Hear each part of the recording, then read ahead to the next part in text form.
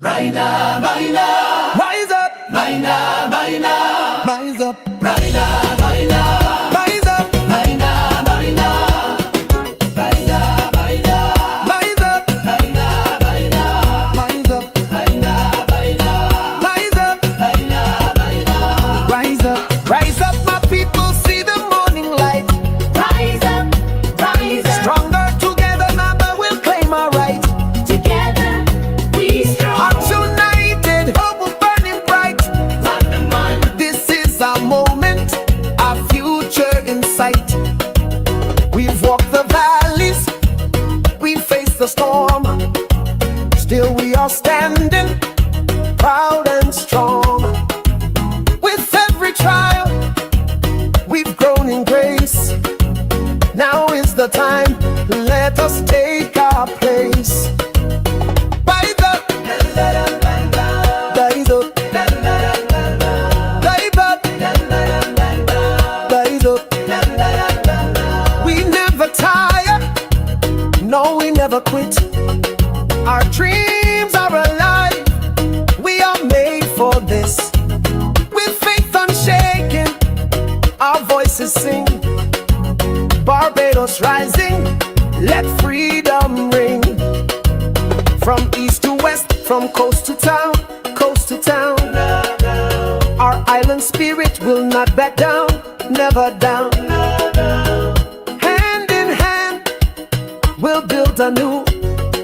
The promise of tomorrow shining through. A better tomorrow, the future is near. Hope in our hearts, no place for fear. God bless Barbados, we'll shine forever. Our turn is here, we rise together. A better tomorrow, the future is near. Hope in our hearts, no place for fear.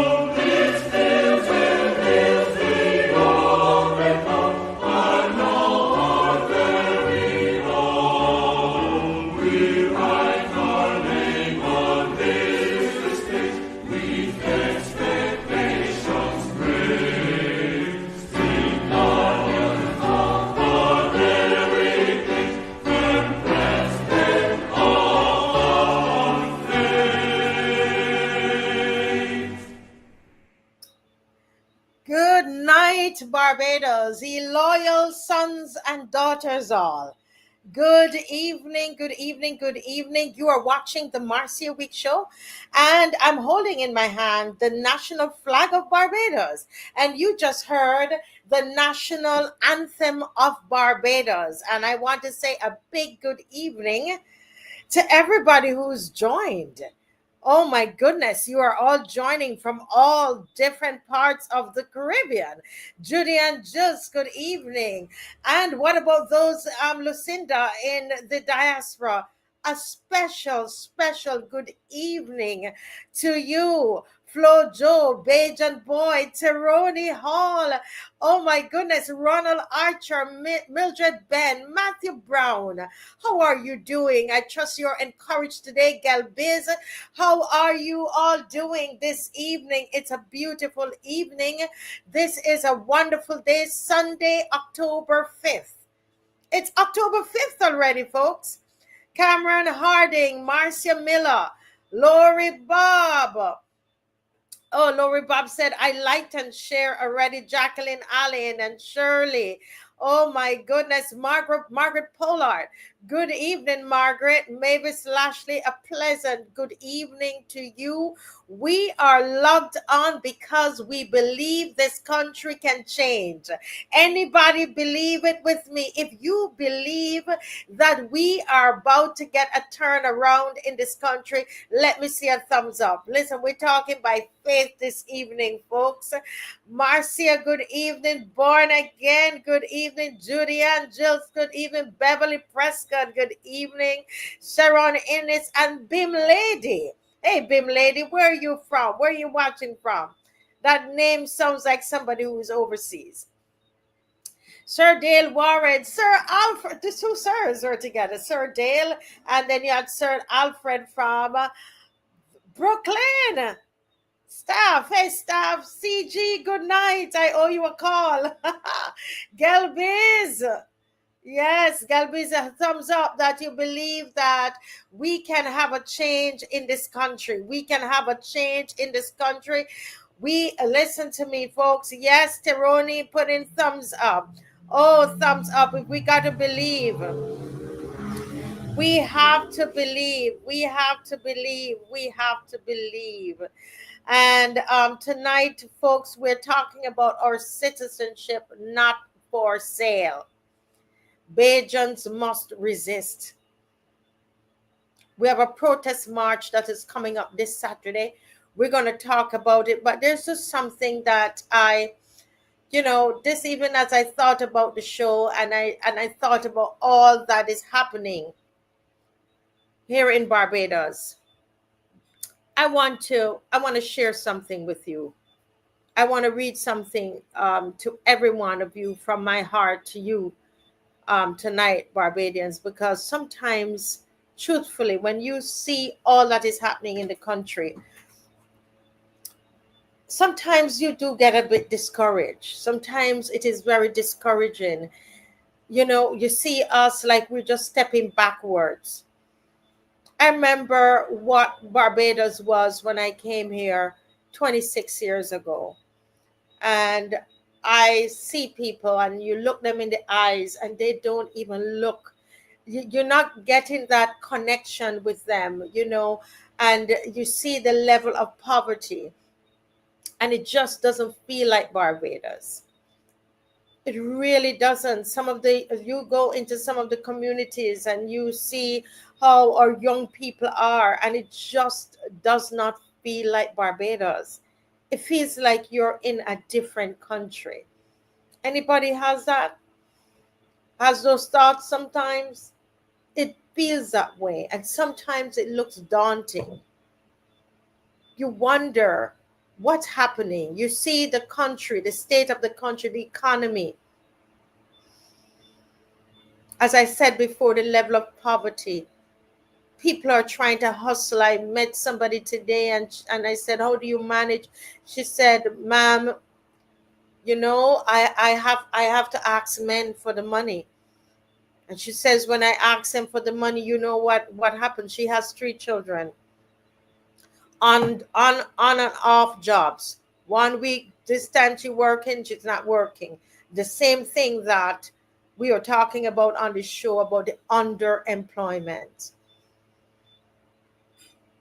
While we are boasting about the unemployment rate, but the problem is that people are working 1 week off and 1 week on. They're not working. They work 2 weeks and they don't work the other 2 weeks, and it seems as though they're employed, but they cannot make ends meet. They can't take care of their families. What do I say to a woman like that? Do I tell her that don't ask the men for money? What do I tell her? She has 3 children. What is she supposed to do? She's ready to work. She wants a job. She has something, but it's not enough to take care of them. Yes, the loyal opposition. Thankfully, we've had people who help, and so we were able to help her a little bit today, but that's going to run out, and she's going to go to work, she said, in another 2 weeks, because where she was working closed down and it's going to open up again. It's not easy. It's not easy. There's another young lady, she needs work, and we're trying, but sometimes it just seems so hard. This is not the Barbados I know. And I said to myself this evening, I said, what have we done to deserve this? More than we went and we listened. We listened to all of the great speeches, and we were swayed. I was trying to find the right words there, because this is so serious. We went and we listened to a lot of gab. We listened to lots of words, and we were swayed.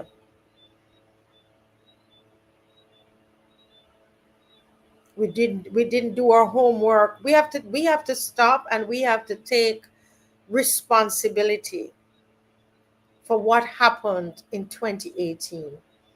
We're now realizing that a lot of what we were told were lies.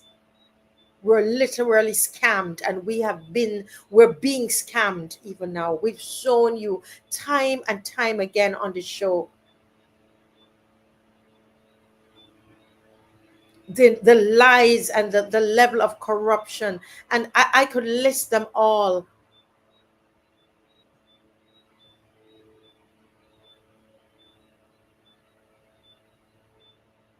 And that's why I can say I sit before you today on this show with a heavy heart, but a burning conviction, Barbados, because something sacred is being threatened in our beloved Barbados.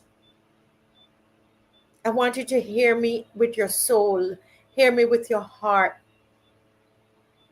Our citizenship, the very essence of who we are as a people, is being placed on the auction block. Our passports, symbols of pride and independence earned through the blood, sweat, and sacrifice of generations, are being treated like political currency to be traded, granted, or given away in the name of integration. But let us be clear, this is not unity. This is surrender. When leaders use regional free movement to fast track citizenship, when residency rules are blurred and national IDs are handed out like sweets before an election, we must ask, Barbados, who benefits? Is it me? Is it you? Because it surely isn't the ordinary Bajan, the farmer, that we met today, the teacher, the young graduate fighting to own a piece of this rock. This is about control. It's about reshaping the voters list. It's about ensuring that the voices of ordinary Bajans are drowned out by imported loyalty. We've seen this game before. In other islands, our citizenship was turned into a weapon. Can you hear me? What's going on here?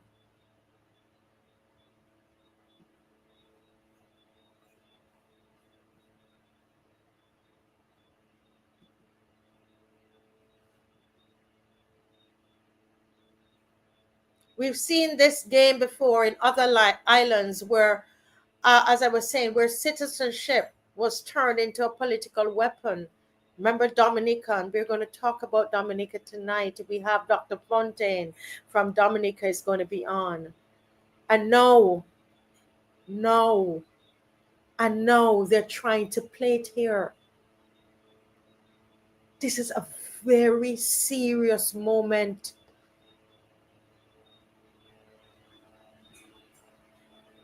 If you've never taken anything to heart on the show, please listen tonight. That's all I could say. This is so important. This is so important to your identity, people. But I tell you today, we will not stand for it. If you agree with me, put the thumbs up. Show me a sign in the comment section that you are not going to stand for it.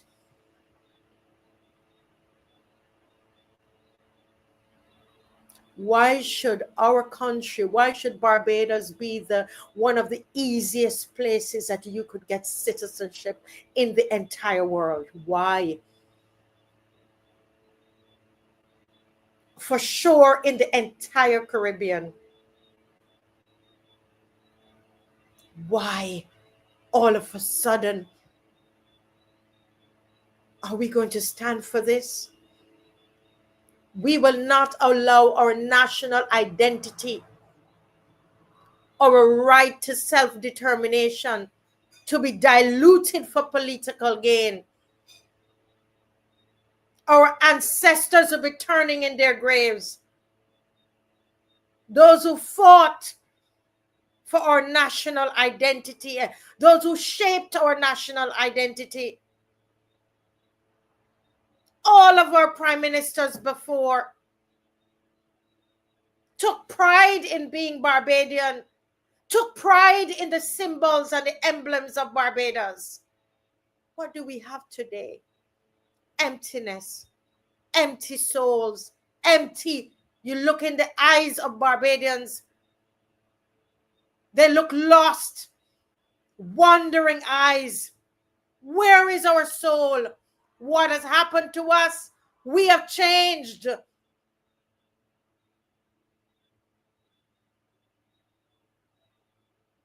We will not allow the dreams of our ancestors, Barrow, Adams, Tom Adams, Grantley Adams, all of them. You know all the names who are now in the grave, who fought for our independence, for dignity, for freedom to be sold to the highest bidder. This island, this land, Barbados, is sacred. If you believe that, let me put a thumbs up in the comment section. From the cane fields of St. Philip, where I live, to the hills of St. Andrew, from the beaches of St. Lucie to the bustling streets of Bridgetown, every inch of it carries our story, our sweat, our spirit.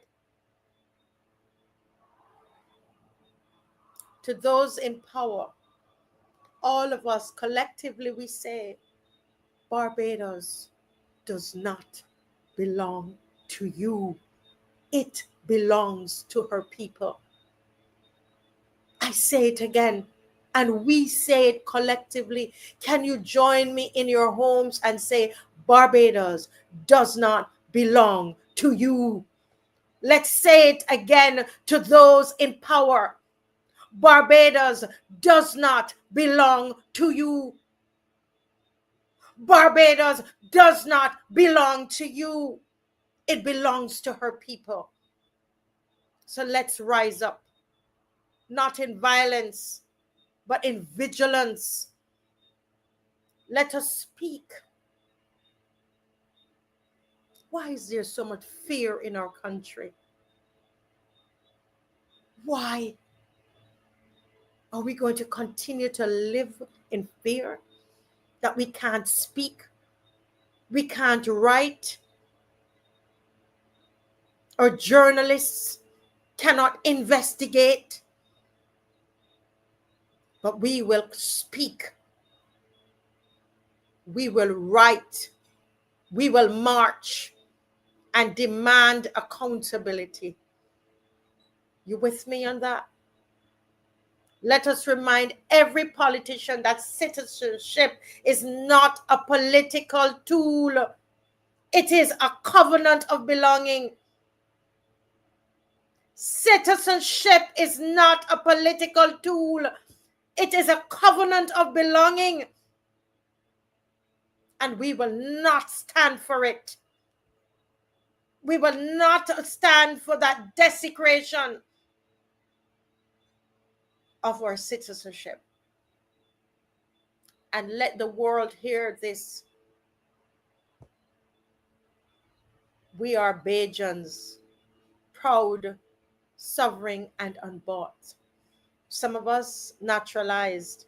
Some of us, but we are all Bajans. Proud, sovereign, and unbought. Our citizenship is not for sale. Our loyalty cannot be purchased.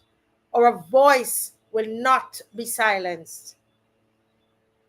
I pray tonight that God blesses Barbados, and may we have the courage. May all of you have the courage to defend her.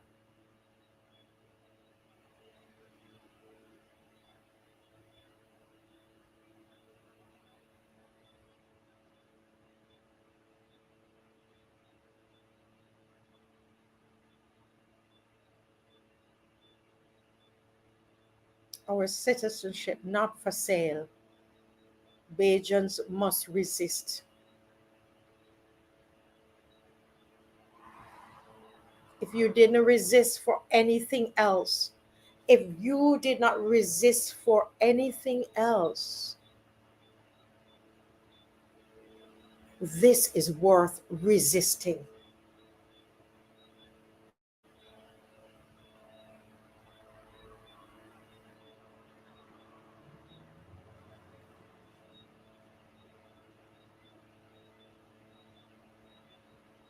Every bill after bill,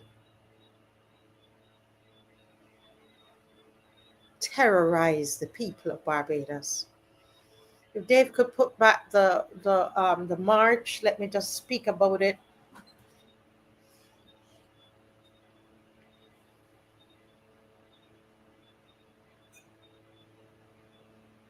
This Saturday, October 11th, at 10 a.m., whether it rains or whether the sun is scorching.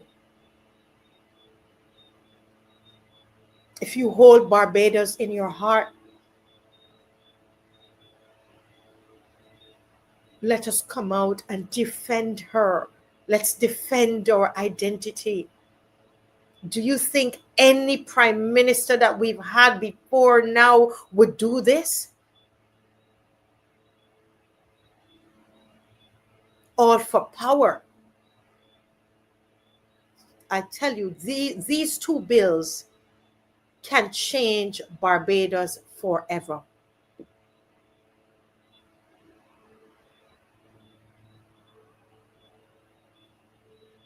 these two bills, the immigration and citizenship bill, especially the citizenship bill, we're going to meet up Barbadians at Massacre Park, Kensington Oval, to Independence Square, whether it is scorching hot or whether the rain is falling, it is not going to change us.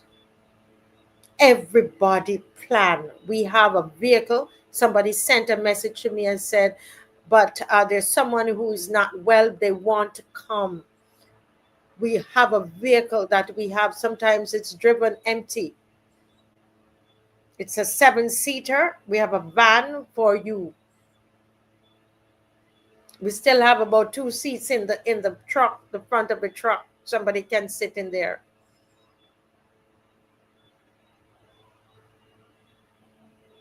Folks, we are done talking. We are done talking.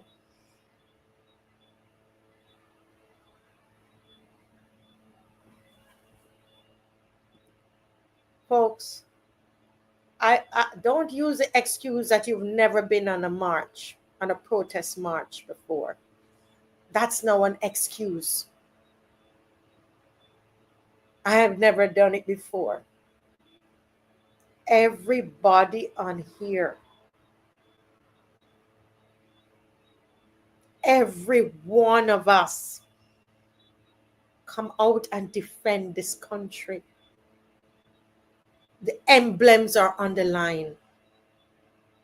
When you have taken our emblems, what are you? You're ripping out our souls. And now our passports that used to mean something.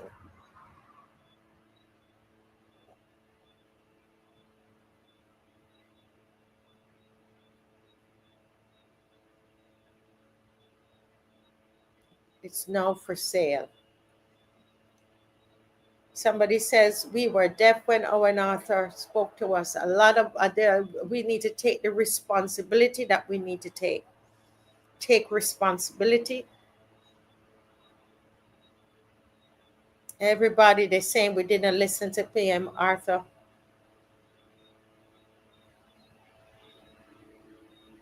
Amen, Sonny. That comment, Sonny, you're going to let me cry again, Sonny. Because that's how I feel. And I say, I don't know, Sonny, why. And I want to say, Sonny is a real deal. Sonny is an English woman who is teaching our children to read on a Saturday morning. Now that kind of person, that's somebody who loves Barbados and loves the people of Barbados. When there's a march, Sonny's out at the march. We didn't see her last couple marches because the march before, because she was at the school teaching the children to read. And she's an English woman.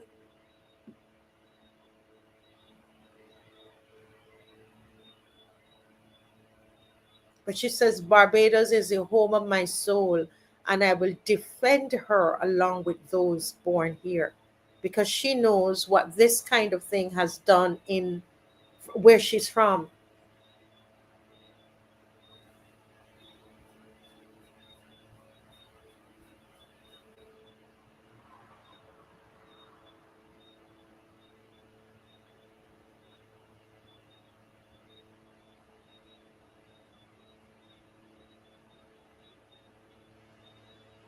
You know, we are done, Bajan boy. I want to invite you out on Saturday.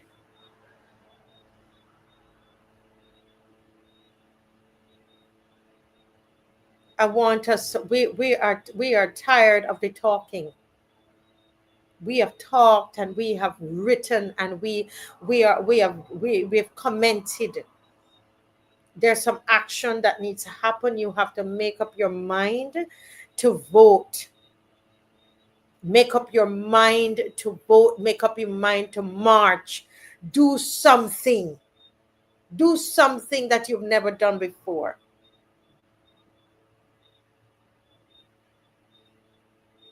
Look at this, Adrian. Adrian, look at what has happened here in Barbados. And she feels she has the right to do this because the people gave her the 30 seats. To somehow she goes around and she just does whatever she wants. This is her here when the people, she brought the people on the street. Huh? Adrian and the others, you remember, this is Barbadians on the street marching for who? For who? Not for themselves. They were marching for the merchants. That's why you saw so much white people, a few white people in there. The people who own businesses, so the NSRL to come off of the tax that they were paying. It wasn't for them. And that is one promise that they have kept. One promise for sure. As soon as they went in, that tax was removed. This was for corporate Barbados. This was for businesses. We were walking for them, not for us. When will we walk for ourselves?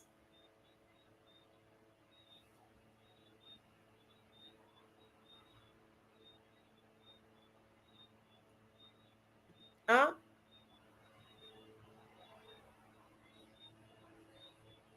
When will we walk and march for ourselves? We weren't marching for ourselves then. It was for the merchants. And they promised the merchants, and they made sure that that promise was kept. But we, the citizens, we are taxed, and this is a fact, like never before in the history of this country, not just in the value of the tax, the amount of the tax, but in the number of taxes, the types of taxes. Everywhere we turn, there is a tax. When will we march for ourselves? When will we do something for ourselves? And you know what? Yes, they march out of ignorance. Workers were paid to march. The same merchants said, go and march and we will pay you. That's why the numbers were like that. And she tricked the people of Barbados.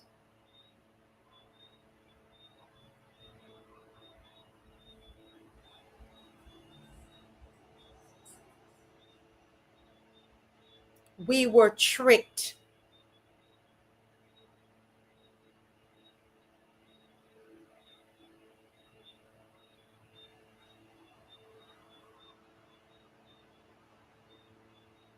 We were scammed. We did not listen to Owen Arthur.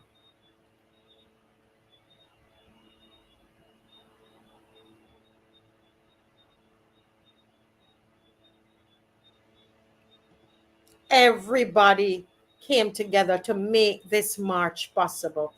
The merchants were supported by the unions and the media house. Yes, Andrew Brooms. It is amazing that ma'am and her cabinet has so many attorneys, and they make so many. It's not blunders. It's not blunders. It's not blunders. It's not blunders, Carol. She is a lawyer. She knows it's not blunders.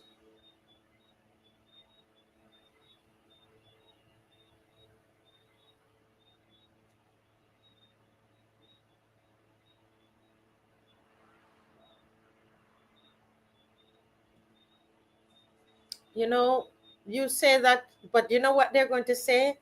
the people are going to say that they're afraid. Once it used to be that it's this doesn't concern me.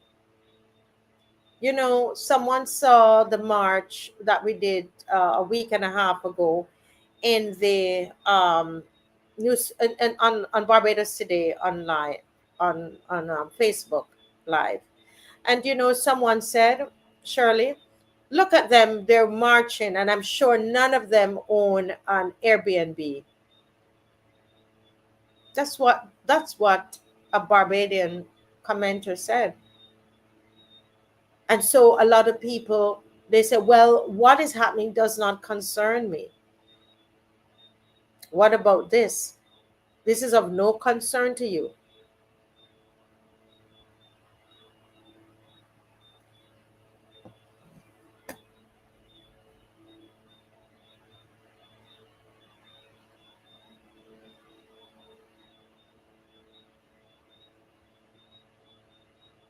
Yes, this so it's a fact.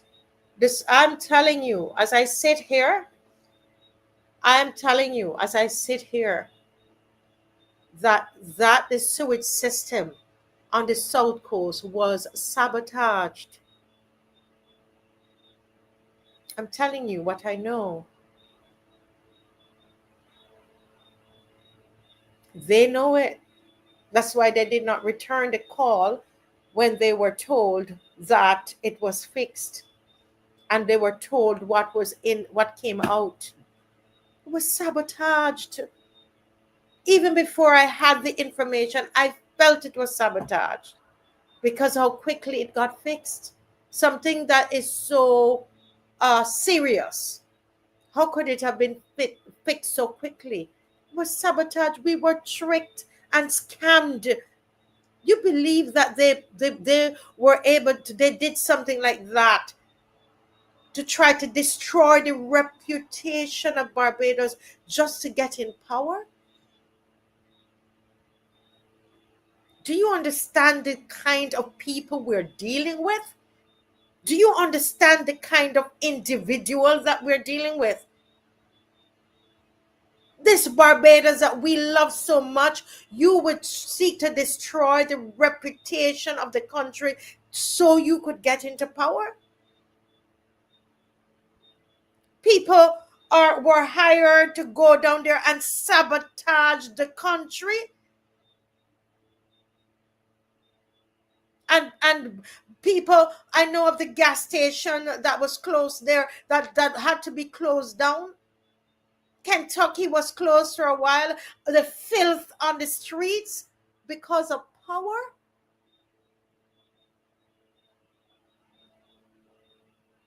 And now you're going to make it so easy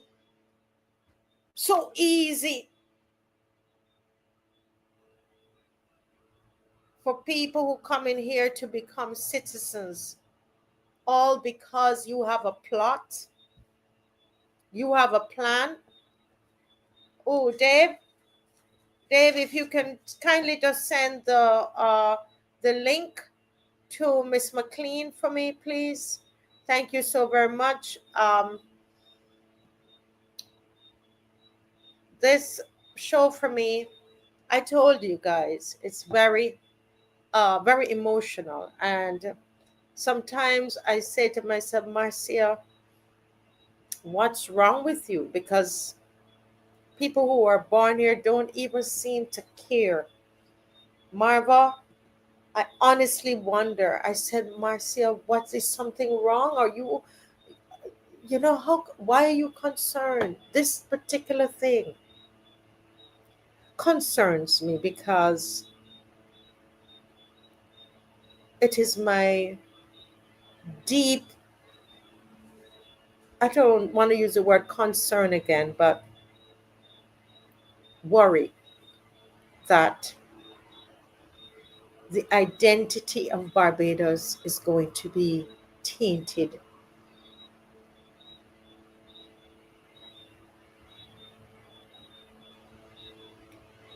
You don't want that, Barbados.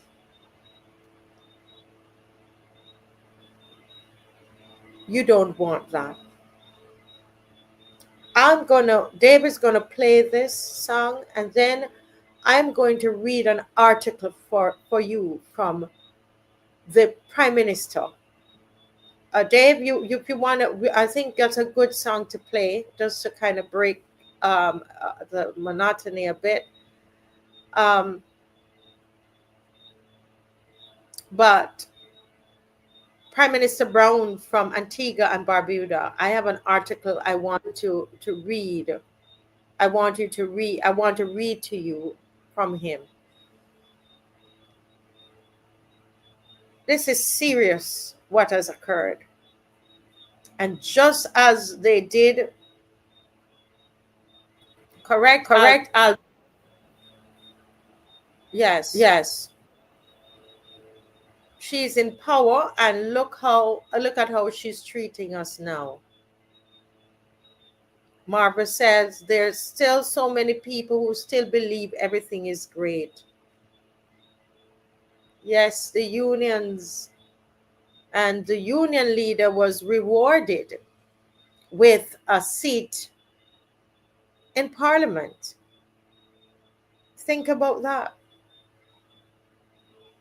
Getting money as a union leader and getting paid in parliament over $100,000 plus entertainment and all of that. She complained about the cabinet, the size of the cabinet of Fronders Stewart, and then had the largest cabinet ever in the history of Barbados. And we've sat down and we've taken that. She has borrowed more than any prime minister in the history of Barbados and spent more. She has traveled lavishly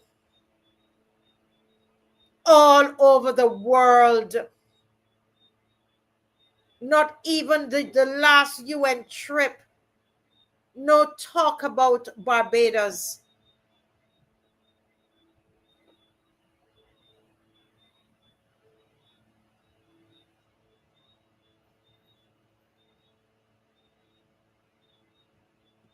Yes, it hurts.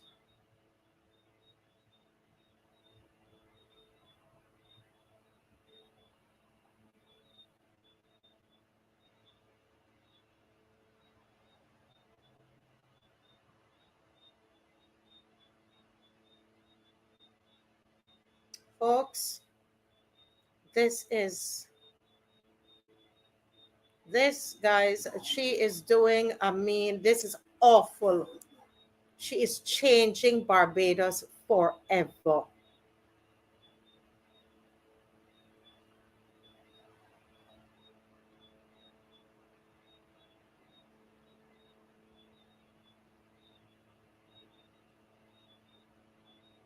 It does. But we are going to keep hope alive. Dave, if you could play, I'm reading your comments, guys. Dave, if you could play this song, please. Thank you so much.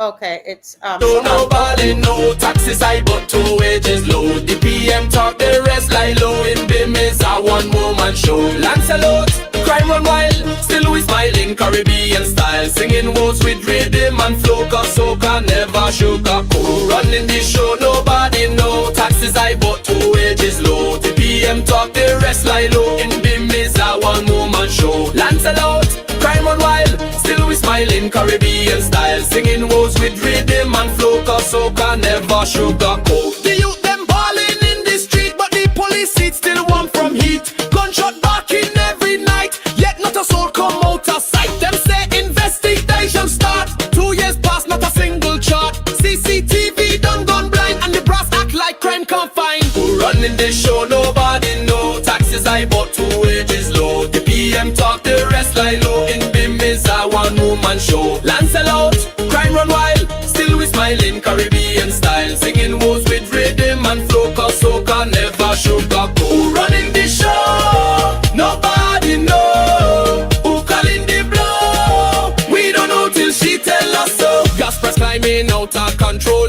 Tax take more than church take soul. Man work a month, sweat and grind. Still still can't afford the convict thing.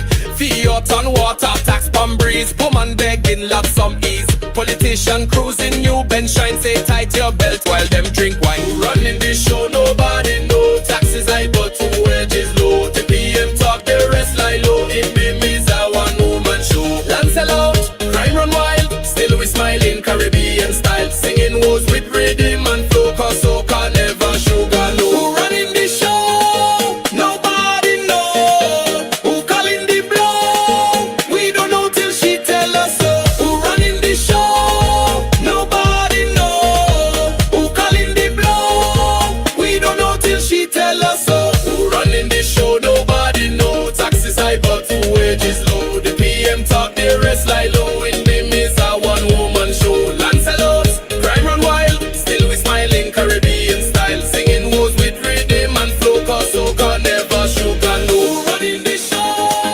Nobody know. Who calling the blow? We don't know till she tell us so. Who running the show? Nobody know.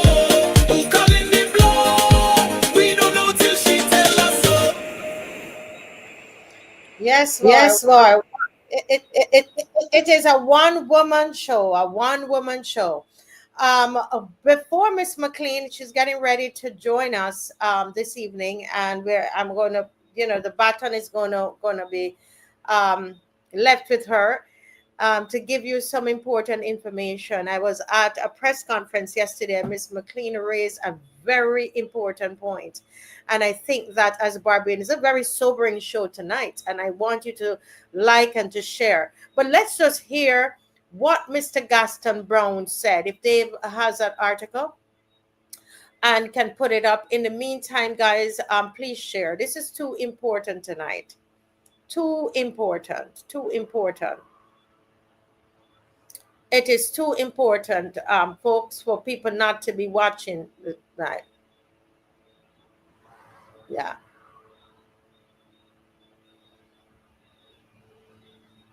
Yeah. Okay. So we're waiting on. Okay. Antigua says not yet.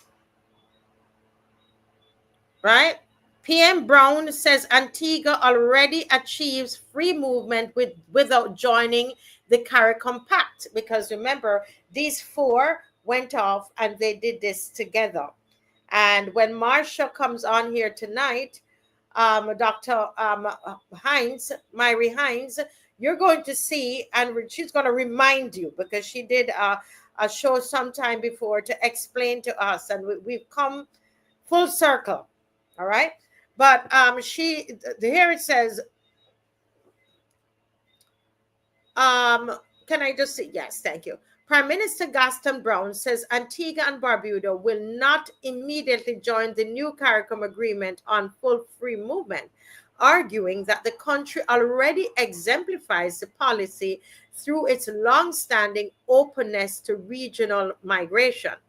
Speaking on the Brown and Brown show on Point FM, Brown said Antigua and Barbuda has facilitated the movement of Caribbean nationals for decades, often granting amnesties to regularize their status. He stated that Antigua and Barbuda has had free movement for decades. We're not part of this formal agreement, and deliberately so. We have the former Minister of Foreign Affairs, Maxine McLean, is going to come and give us also the history of Barbados and as it relates to migration. Did you hear what the Prime Minister Gaston Brown says? He says we're not part of the formal agreement, and he said, and deliberately so. Listen carefully why he says it. The Prime Minister described Antigua as the gold standard for free movement in the region, citing studies showing that more than half of intra-Caribbean migration over the past decade has been toward Antigua. Most of the movement that has taken place within CARICOM is Antigua to come to now. Not St. Vincent, not Belize, not Barbados, Antigua, Brown said. Brown said the informal system currently in place allows CARICOM nationals to settle, work, and integrate freely into Antiguan society. He says they come, they settle, they work, nobody interferes with them. He said, adding that every 4 to 5 years, thousands are granted legal status through national amnesties. He added that nearly half of Antigua and Barbuda's population consists of CARICOM nationals or their descendants, noting that free movement has been happening here for decades. We are the standard bearers of free movement in the Caribbean, says Prime Minister Gaston Brown. While reaffirming his support for regional unity, Brown cautioned against formal accession to the agreement without safeguards to manage inflows. Can I just leave that there? Because sometimes in the noise and us writing and us typing, we miss important things. What did he say there? Without safeguards to manage inflows. I believe that is what all good thinking Barbadian is saying. Myself, Jamaican born, living here, how could I be against migration? No, not against it at all. Would never be against it. But you see the wisdom. No, this is a leader. This is how leaders think. He says, he cautioned against formal accession to the agreement without safeguards to manage inflows. If already without any free movement, we're getting all this movement coming to our country, and then you go and give people legitimate rights, it creates some social problems. He explained that Antigua supports managed migration. Oh my goodness, I need to write down some of these terms. Managed migration. Right? And has asked CARICOM partners for a derogation to maintain control over the rate of arrivals. We need a derogation so we can manage our situation. We have the largest Caribbean diaspora per capita, and we must be able to manage that responsibly. Brown stressed that Antigua and Barbuda remains committed to the spirit of free movement and may join the formal agreement in the future. At some point we will join, he said, but for now, not being a part of the regime gives us the opportunity to manage it. He added that the country's consistent openness and track record of regularizing migrants demonstrate a deeper regional commitment than any formal declaration. No other country. And he goes on and goes on. But listen to what Stephen Strickland is saying, that Gaston Brown boldly said previously that jobs are for Antiguans. When will we hear our Prime Minister? When will we hear our Prime Minister speak like this about us? Let me bring Miss McLean into the studio. Just give me a thumbs up if you're ready. Yes, she's a former Minister of Foreign Affairs. I would like to hear her thoughts on what Mr. Brown has said. Good night, Miss McLean. Hello to you, Marcia, and to your audience, the members of the loyal opposition, and to all of those Barbadians and persons who are joining this program. I listened to your introduction, and I suspect we might have persons who have joined given the issues that you're looking at this evening. And I presume you may have some of our brothers and sisters in Dominica as well among that group of people. Now, as I read and heard you read the comments of Prime Minister Gaston Brown, what I can tell you is that what he has put on the table has been put on the table during the time I was Foreign Minister, Minister of Foreign Affairs and Foreign Trade. Mm-hmm. Because the reality is that there are asymmetries, there are differences, there are different realities facing different member states of CARICOM. People need to understand that as we look to implement the CSM in the CARICOM single market and economy, we have to recognize that there are, in terms of excluding the associate members, there are 14 members, and the Bahamas, you subtract the Bahamas when we talk about the CSME because they are not party to that, and we can explore why later on. But in trying to implement a set of initiatives across those member states with very different realities continues to be problematic. As you would have heard me use the term, the idea and the ideal. We have, and let me be very clear, I have never opposed free movement. What we have seen over the years, and Antigua and Barbuda went through this, they would have had, as a very small and in relative terms, because when we think of CARICOM, we have small states like Antigua and Barbuda, then we have Belize, Guyana, and Suriname on the, they are not islands. And when you look at the sheer size of those three member states, you understand the differentials, 166 square miles, and some of the islands are smaller than Barbados in terms of land size. So what you have is a situation where the conditions that prevail Yes. do not necessarily allow individual member states to agree to what is intended. And that is why, for example, he called for derogation. What a derogation simply is, we want a kind of a suspension of that requirement or that rule or that plan or whatever the case may be. Give us some time to be able to meet what is required, to meet our obligations under whatever it is we are seeking to implement. Yes. Now, so this is it. So you will hear some countries. In fact, as you were reading that, I was reminded of an article I read yesterday, an economist in Trinidad and Tobago. Her name is Dr. Indira Sajwan. I hope I'm pronouncing it correctly, Sagewan. And she's one of the analysts who have been commenting on the recent decision of the 4 member states. Yes. And she said TNT's economy can't support expanded CARICOM migration at this time. That's essentially what she was saying.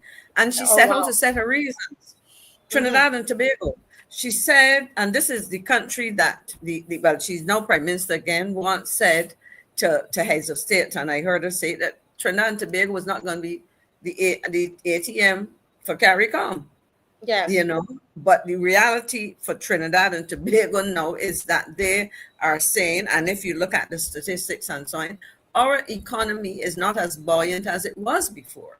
And therefore, even though Trinidad and Tobago was very attractive to a number of CARICOM nationals, and we know that when we had economic pressures in Guyana, there was a lot of movement of Guyanese, and that's the reality. We are seeing now a lot of movement of Jamaicans across the region. Yes. And there are reasons for that. Nobody, and so they're saying according back to the article that I read in the Guardian, it said the rationale from Dr. Sajwan's argument was weak job creation, slow growth, and foreign exchange shortages. And so I would, so in essence, they are saying, look, while we as a country may want to participate, and I think that is what Prime Minister Brown is saying, our circumstances are such that we may be challenged to meet the obligations, because you see, at the end of the day, it is rights and responsibilities, what we offer and what we get. So there are 2 sides to the coin, and that is part of the concern that people have. So when we look at this, as I said, there are concerns. An important point that was made here, and yesterday you made reference to the press conference that the DLP had. But I also would want to remind, I think we had a discussion about this on the 28th or so of September when we started to talk about free movement. And if you would recall, one of the questions that I posed was, and I kept talking about the process. But of course, in that situation, I was looking at the process in part because from the perspective of people moving, what happens when they arrive. But so I think part of it is that we have to look at the process, and we also have to look at what I would call the substance of movement when people come. And that is a lot of what the Prime Minister is referencing. The other point that I want to touch on quickly, when he says there has been free movement, the reality is that if you do an analysis of statistics, and this was done when I was Minister of Foreign Affairs and Foreign Trade, I requested and presented to CARICOM trade ministers, as it was a request at the time. Jamaica wanted to have on the agenda of foreign, what we call Quartet Council of Trade and Economic Development meetings. That's meetings of trade ministers. They asked for information on free movement. And it was a general request. My response was, I am very happy, and this is part of what I will share with you, to demonstrate Barbados' situation. I will present immigration statistics. Yes. And when those statistics were presented and you looked at people who were moving under the normal arrangement of, they currently know what it is automatic 6 months, for example. And then you had people who were moving, having acquired skill certificates. And then in the case, like now, people will be moving freely. You have to recognize that people in the region move according to, or for multiple reasons and under multiple categories. And in fact, when you look at the number of persons moving, short term, 6 months and whatever, and oftentimes they would come and then probably find jobs and whatever the case may be, those numbers far exceeded numbers moving under a skills national program, for example, or moving on the rights of establishment being where people came to set up businesses. So Prime Minister Brown is saying that all of these things are happening already. And so at the end of the day, if we add this other category of free movement where no work permits are required, there's no restriction on length of stay, etc., we may have issues of capacity, being able to absorb.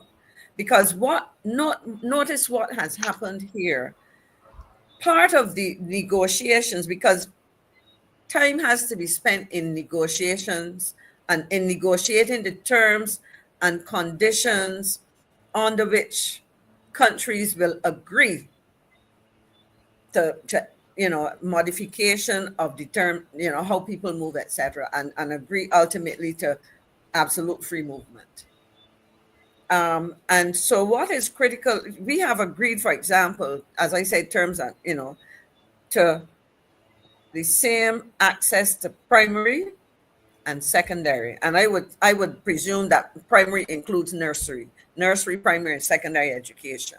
Barbadians have access to that, and anybody moving in the first instance from these three countries will be entitled to the same thing. That is a given. They're also indicating, and we've had discussions on this, so I'm not going to spend a long time and just reminding people. Yes, because we want to move to this. There's a promise to have access to emergency and primary health care. All right. So those are the things, but that's part of the process. The other part of the process, Marcia, that is critical has to do with what is the standard way by which we participate in these agreements. Okay. And you would have heard yesterday the leader of the opposition and Mr. Grenier speak about legislation. Now, a critical element of the process is to make the decisions of the heads of state or any organ of CARICOM legal. Those decisions have to come into force within the country, within the domestic law, etc. Okay, so heads make a decision, But before it can become effective, the individual member state has to ratify those decisions. And the process of ratification will require almost certainly in a case like this, the passage of legislation to make it legal. Mm-hmm. And so what happened, or what is required to, what should have happened, let me put it that way, in relation to Barbados now, we introduced something that says effective October the 1st, this comes into effect, this will happen. Mm-hmm. But in order to make that legal and binding, the government of Barbados should have gone to Parliament and passed or amended any legislation that touches on matters relating to people being able to move freely and within the confines of the law. Mm-hmm. So the reality, and let me say this, the lawyers would have spoken to it in detail. The leader, the opposition is a lawyer. The prime minister is a lawyer. The deputy prime minister of Barbados is an attorney as well. The attorney general is a lawyer. Mr. Abrams, who's Minister of Home Affairs and factors in this and acts as Attorney General, is a lawyer. Mm-hmm. And none of them seem to understand, or if they understand, well, I would give them the benefit of doubt and expect them to understand.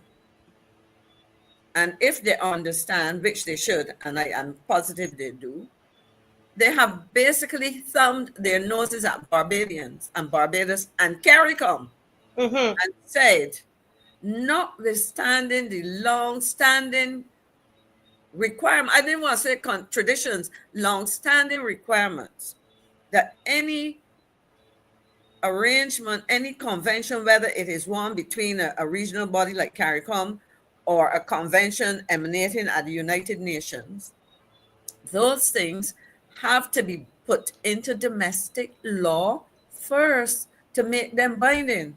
Mm-hmm. So for example, you would hear that we support something, but it does not come into force until we ratify it. We've had conventions relating to children, to human rights, of all kinds, etc.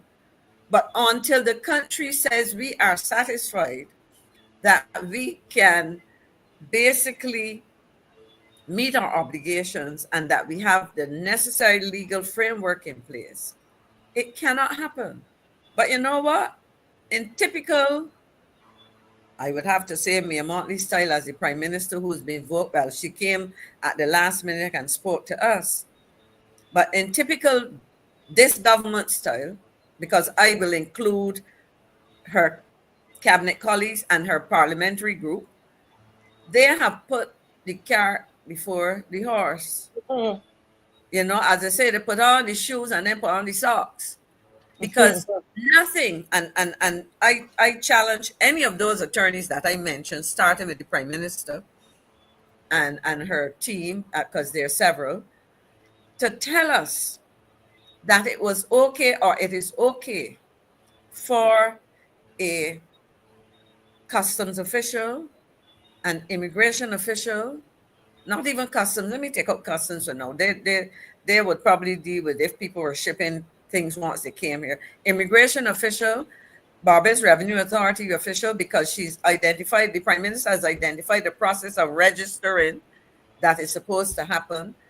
I would like them to tell me that those people are legally, or they are legally correct, let me put it, are within the law to go and sign up somebody coming in on a flight tomorrow or who came in on a flight from between the first and now, or with the expectation that they are moving freely, either from St. Vincent and the Grenadines, Dominica, or Belize.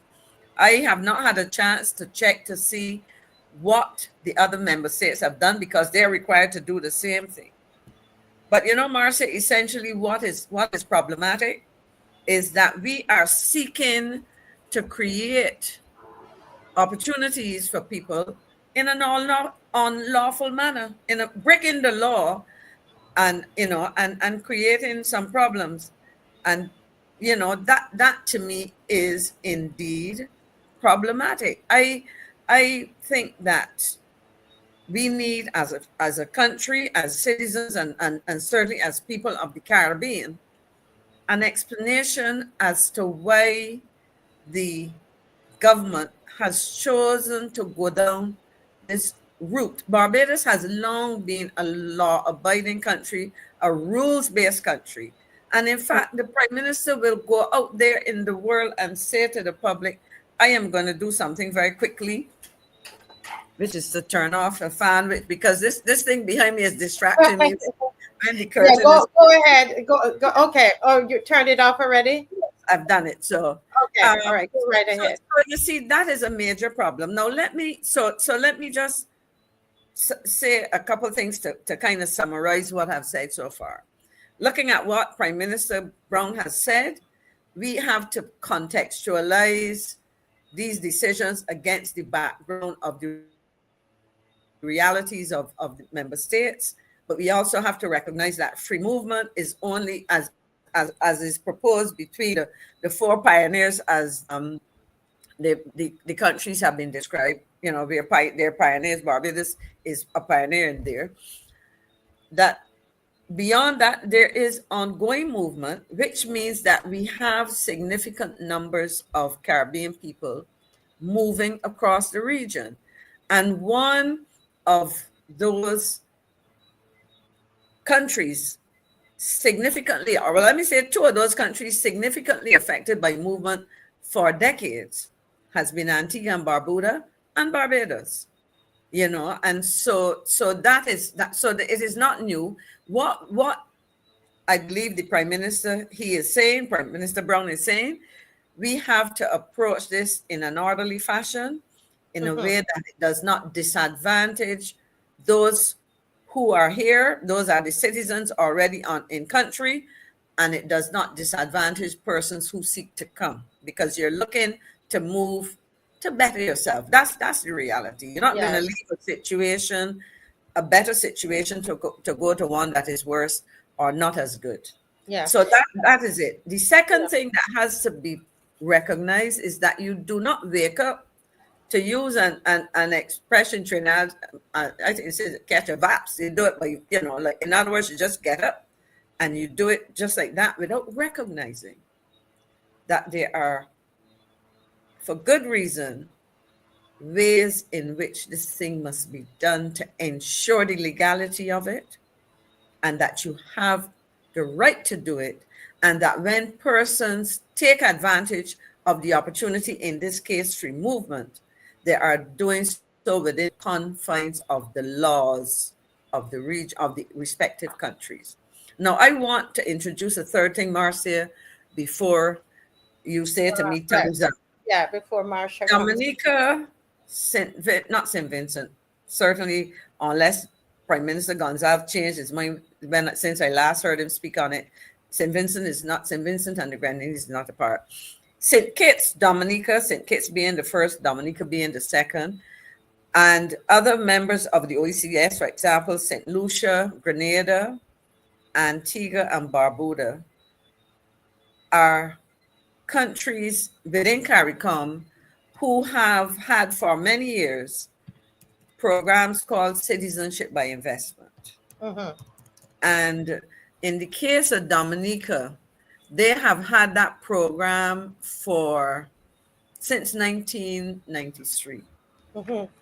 And what I shared yesterday was a situation where, when I ceased being foreign minister, I do not, and I, subject to correction, I do not recall that we being CARICOM, the heads and ministers, foreign affairs, etc., that a decision had been taken by CARICOM, a definitive position on how those citizens by investment, those people who purchase passports of those countries, would be treated within the context of the revised Treaty of Chaguaramas, which really creates the framework for the articulation, the management, and so on of the CSME.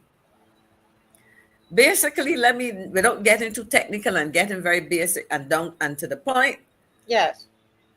cities, Dominica, for example, has a population of about 70,000. Under 75,000 people was the number that I looked at.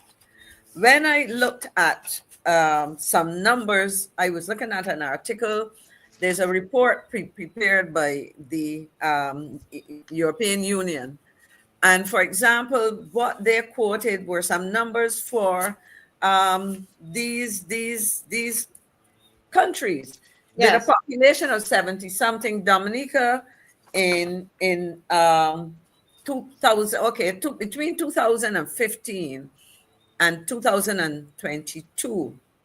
I'll give you an example of, I'll give you St. Kitts first. They were the first to go with this. They were saying that according to this European Union Commission report, between 2015 and 2022, St. Kitts and Nevis issued about 35,577 CBI passports, citizenship by investment passports, right? What they reported for Dominica between 2018 and 2022, the figure reported was 34,596. For Dominica, they went on to, in 2023, the report I was looking at suggested that Dominica issued 9,539. And in 2024, 5,484, totaling about 49,619 for Dominica between 2018 and the first half of 2024. Now, as I said, the population of Dominica was about I looked here, 2023, the figure I had is 74,000. The question you would ask yourself is, what is the significance of that?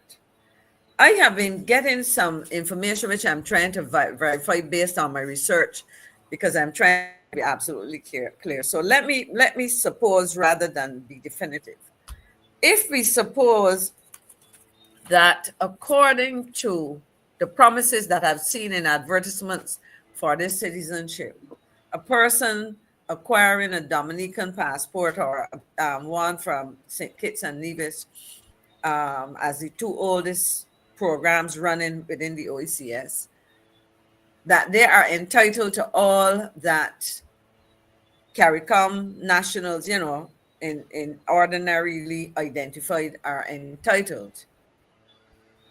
We have a situation where in less than 18 and 2 is 20, in less than 7 years, 6 years, or 5.5, because the statistics I gave you did not extend to the end of 2024, that you have a situation where at least 2/3, I will have to do the calculation. I'm just looking at numbers and trend as I speak to do the calculation.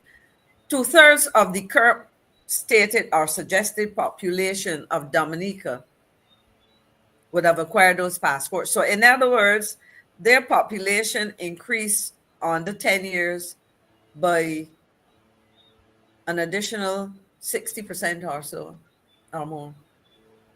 You understand? Mm-hmm.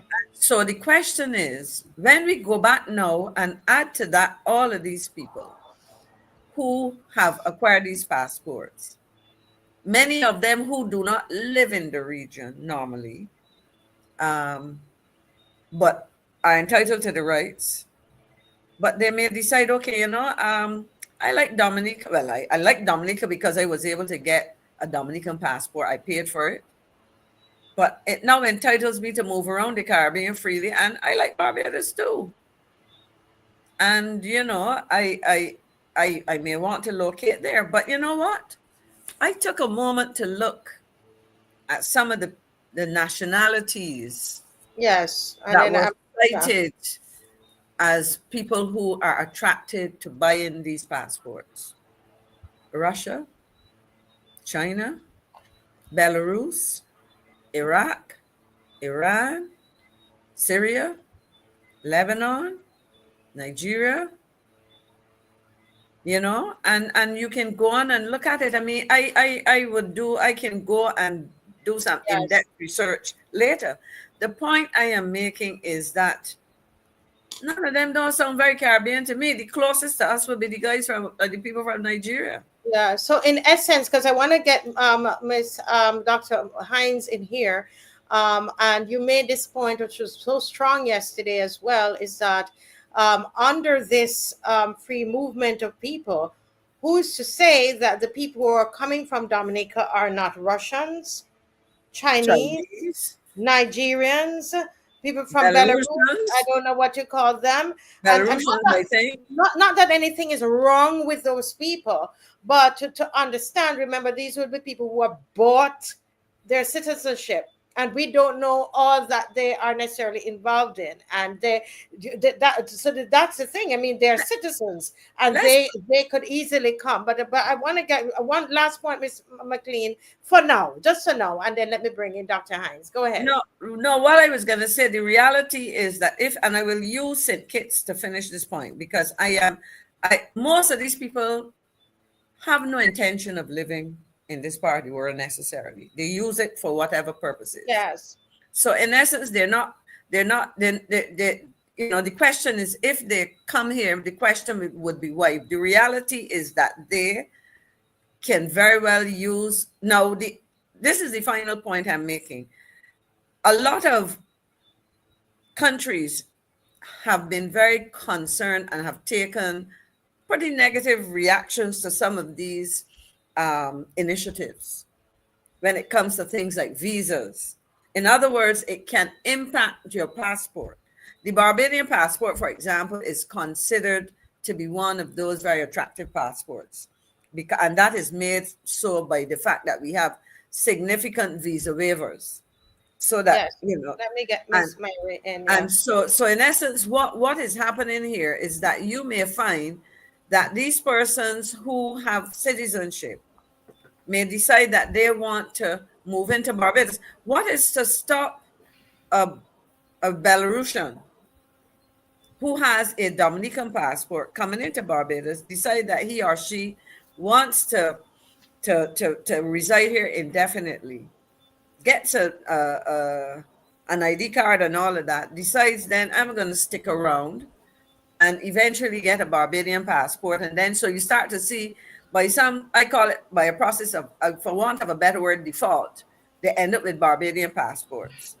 And then the people who normally consider our passports to be, so that we benefit from this reputation that we have, it is now affected negatively by an influx of these persons. And the reason I am saying that is, if you go, and I don't have, you will get a chance to discuss the citizenship legislation, because if persons would realize in all the discussions, and I will stop there because yes, yeah, because I want to get to in all the discussion that we have had on this issue of free movement, the Prime Minister, the Attorney General, the Minister of Home Affairs, none of them have spoken to the planned changes in the citizenship legislation. And one of the critical provisions in there speaks about making it easier to get citizenship, not of Caribbean people, but non-Caribbean nationals. And I will which I hope that we can touch that a little later. So stick a pin there, Ms. McLean. Thank you. I thought when you made the point yesterday, it was that important that I said, we need to look at that, because I don't think people realize how much, in terms of how many persons and how the CBI has affected the population of Dominica. Well, let me welcome Dr. Mary Hines on the program. I always mix up Hines, Mary Hines. The good thing is that she doesn't, she's one person. She's not going to come at me for that. She will do it for other things, but not for that.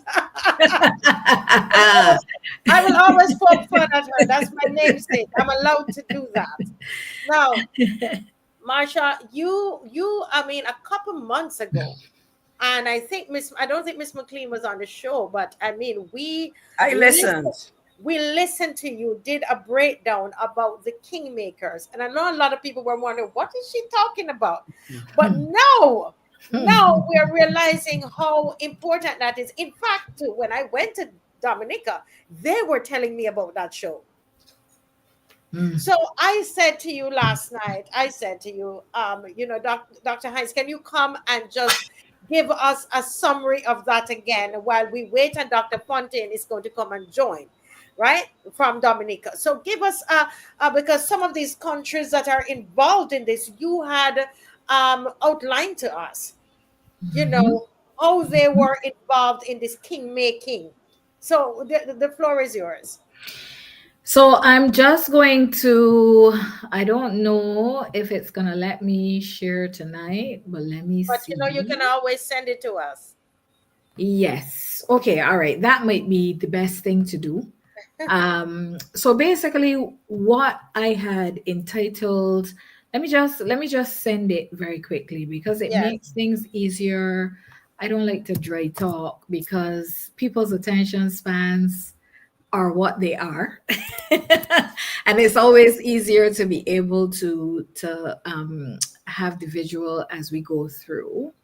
So just give me a quick minute. While she's doing that, guys, this show is so important. These two bills could change Barbados forever. Forever. This is very important. This is not propaganda. It is what it is.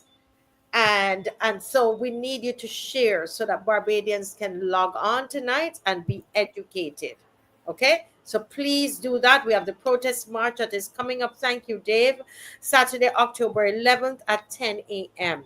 All right, this is this Saturday, and this is all about all of us standing up and defending our country. This is us defending the sovereignty of Barbados. Right? Go ahead, please, Doctor. Right. So what made me kind of do this a couple of weeks ago was that I feel that we are moving away from the political moorings that brought us into our nationalist period in the Caribbean. Meaning that what happened in the 1930s, the want of our forefathers to have access to better housing, better education, water services, a whole set of things that we now have and kind of are so accustomed to. Some generations may take it for granted, but that really our ancestors in the 30s fought, laid down life, laid down job, like really got into it to be able to map and chart what we have in the Caribbean now. But I feel that I would say probably since 2008, use that as a ballpark figure, we have been moving steadfastly away from that. And that is what had caused me to kind of start to think about some of what I had shared the last time. So if we go to the next slide, and I'm not going to do it all over again, but I just want to review critical pieces based on where we are now. So I was talking about the fact that you can think about the HH factor and its impact on politics in the Caribbean at this current moment. I am suggesting that if we look at what is happening in Barbados alone, without understanding what is happening in some of the other Caribbean countries, we're going to miss some fundamental similarities. And for the purpose of the kind of investigation, put it that way, that I am doing, I am looking particularly at similarities in Barbados, Dominica, and St. Vincent and the Grenadines. Interestingly, all countries now that we see embroiled, taking up this whole question of free movement of people. Now, if we do an economic analysis of these three regions, like just what we know about them, as people, not any researchers or anything, just people, we would say that the economy that is doing better of the three on the screen would be Barbados. We would say that, right? So immediately we understand that there is a disparity, an economic disparity between the countries. And we spoke about that last week, Friday, in relation to some of the challenges that might arise. And the one that we spoke to specifically was human trafficking. So, there is the disparity, but the similarity in the three countries is that when we look at the political machinery, the model of politics that is being utilized, there is one figure, there's one kind of commonality among the three countries, and that is that they all share one political consultant, and what I argue is the HH factor. The HH, you always come up with these things. The HH factor. The HH factor, absolutely. We were just talking a little bit about so I talked about that independence era, and it starts in the 1930s, and it brings us right through to this moment that we see here, right? But then we were complicating democracy, and we were arguing that a plantation was democratic too. It was just that it was democratic for those people who mattered. It wasn't democratic for people who did not matter, right? And I was making the argument that we are back at that in Barbados and these two countries. When we look at this whole HH factor, it is a democracy, and it is a functioning democracy, but it is not a functioning democracy for us. That is not new, right? Because those kind of tactics have always been used in the Caribbean playbook, right? And then I was talking about the politourgeoisie. Like I said, the difference between a politourgeoisie and a true bourgeoisie is that they don't come with money before the political process. They don't come with privileges before the political process. They actually use the political process and create that power and that money and those privileges for themselves. And I think that is important within the Caribbean, because for a very long time, we have been caught up in the white-black dynamic in the Caribbean, and rightly so, right? Like that is the beginning of the torture and the creation of blackness in the Caribbean, is the differentiation of race, white and black. But we have to move beyond that differentiation, and we have to add different kind of classes that were given privilege at different times throughout the Caribbean. And at this point in time, we have to pay attention to the politourgeoisie.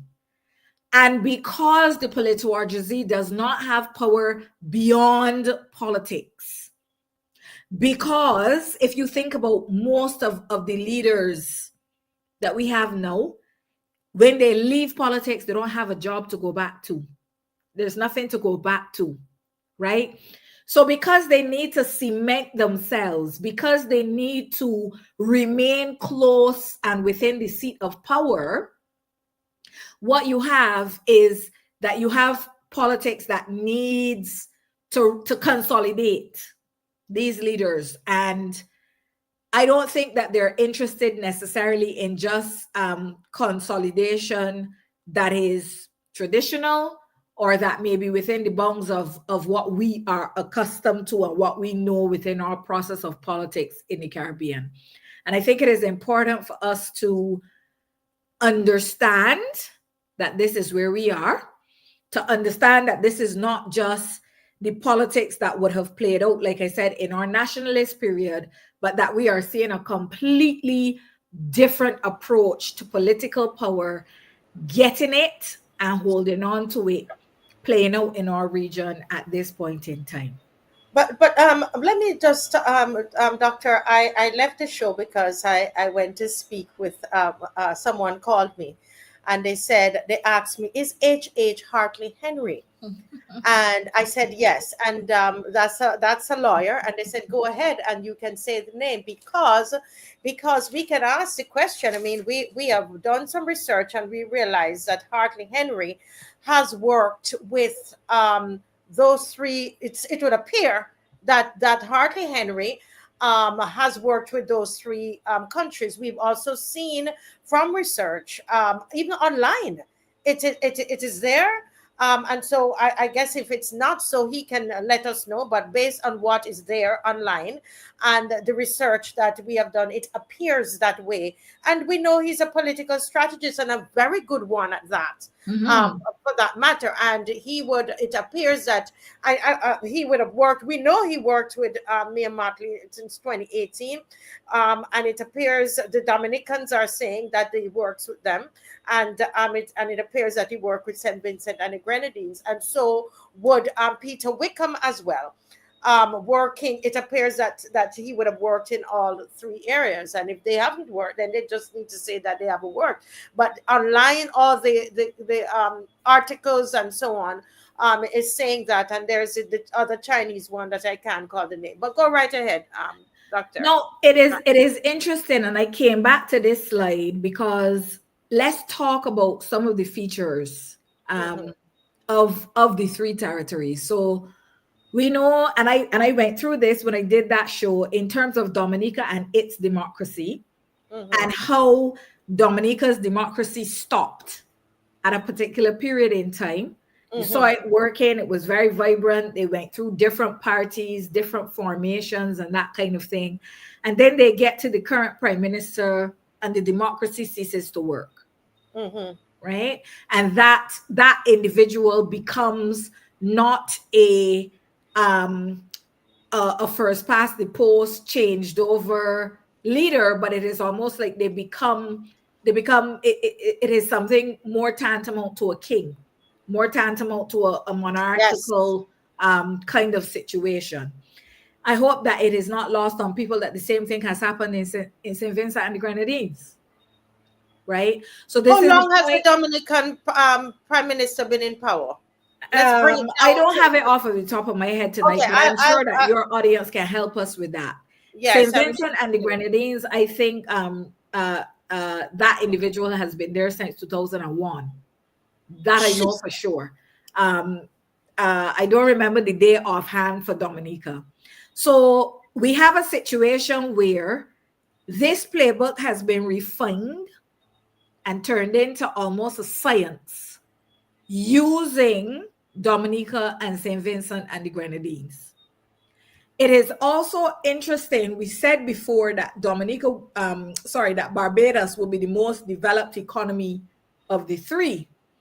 But it is interesting that when we see the cessation of the democracy, when we see the end of the functioning of the democracy, is also where we see the deepening of poverty in both of these territories, right? And I'm not suggesting that all of that was internal, because we understand globalization and the impact that globalization had and that kind of thing. But what I also want to signal is that when the political machinery stops working, right? Somebody says, Adrian Hines there says he has been the prime minister since 2004. Wow. 2004, so 21 years. So and Gonzalez has been there since 2001. 2001. So here it is, this political machinery. That same machinery, Barbadians have been working behind the scenes. These two countries, and we know since it's been working. But I would argue that ours stopped working in 2018. And we are now on that trajectory to having these almost monarchical leaders, right? They take over. And then I think one of the things we talked about, let's come down to that slide. One of the things that we talked about was the tactics of the pillar bourgeoisie. And I would say that HH becomes the kingmaker of the pillar bourgeoisie. So he is one of the individuals who has made a living throughout the region of getting and keeping that power for the pillar bourgeoisie. So in a bourgeoisie, you have a connection to the power.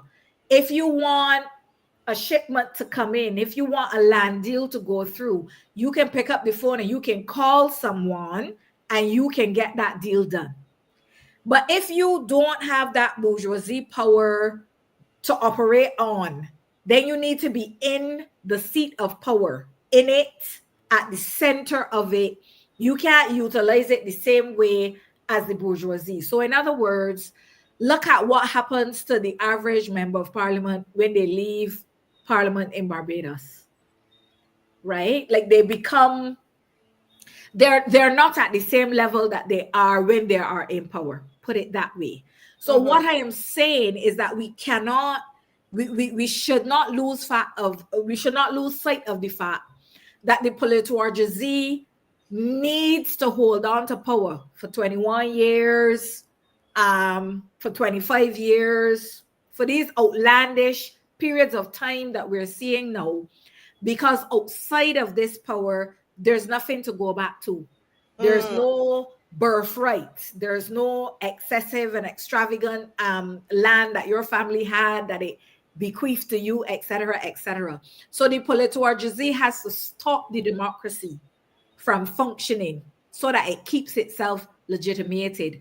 And I am arguing that HH he has taken that and made it into a science. Yes. Right? And we have to understand that that is fundamentally different from what we had coming into the national period of the Caribbean. The national period and what we were able to achieve was because you had leaders that were trying to respond to the populace and the needs of the populace. What we are seeing here playing out has nothing to do with the populace and the needs of the populace. And I think the quicker we understand that, the quicker we can address what is happening within the political arena in Barbados, which, like I said, if we use St. Vincent and the Grenadines and Dominica, we should understand is not new and it is not accidental, right? So when we hear people crying out again for that, the 30 love and you know, the maintenance of this one party state that we have and that kind of thing, we have to be very clear that that is a part of a well-oiled machinery.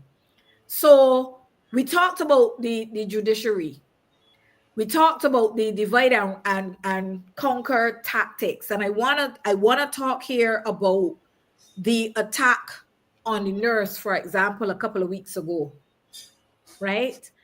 We see this setting up of the good cop, bad cop, and then embroiling public discourse, embroiling the public sentiment around the issue of whether nurses in Barbados are mannerly or not, and whether people should react to them if they're mannerly or not. All of that is a tactic, right? There's a rancor within the country that stops us from recognizing that all of us are more similar than not, right? But it doesn't suit us to have that message, because what we're doing right now is not nation building, we're bourgeoisie building. And people in Barbados have to understand the differences. They're subtle, but there are differences, definitely. My apologies, just going to get my place. The manipulation of the electioneering machinery, more than the judiciary tonight, I want to talk about this one, right?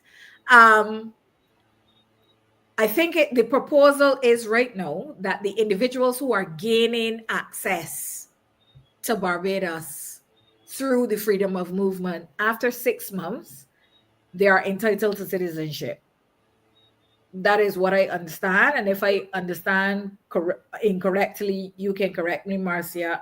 That's what I understand. There is something about a 2-year, and it will take us a little time to explain it. But what I understand is that, you know, within a 2-year span, right, that you can, you know, after 6 months, you can apply. Right. So obviously one of the major benefits of being a citizen of anywhere is voting rights, Mm-hmm. right?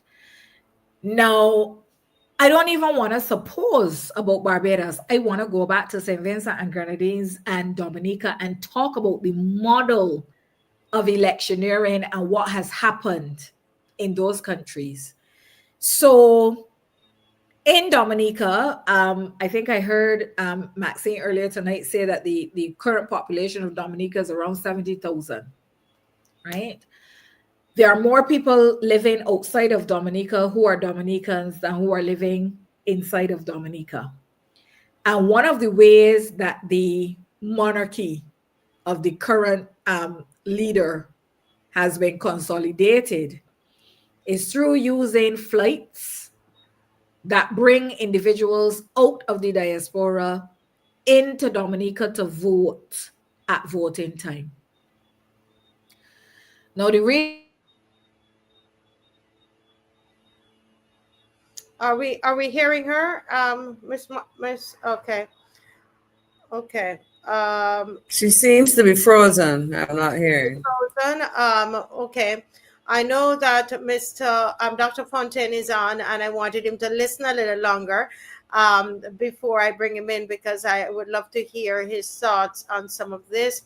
Dr. Hines, if you're hearing us and you could leave and come back, let me bring in Dr. Fontaine, Miss McLean, just to hear his thoughts. And because we're going to go into a full discussion with everybody at this point.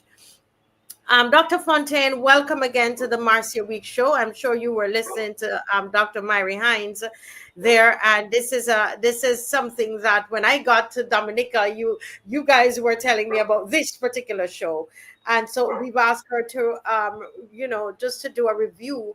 Welcome to the Marcia Week Show again, and I just want to just kind of pick up from where she left off, because she was talking about the electioneering and all of that in Dominica. Can you pick up from there? All right, Marcia, very good evening to you and to your listeners, as well as to Miss McLean. I was able to listen towards the end, and it was very interesting because, and I'm glad that some light is being brought to what's going on in Dominica. As Ms.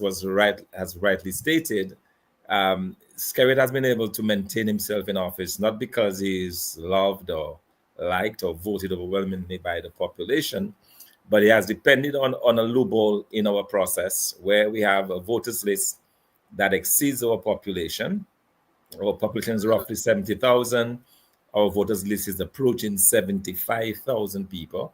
So what he's been able to do very successfully is been able to reach out to the diaspora and bring people in selected constituencies where the margins are razor thin.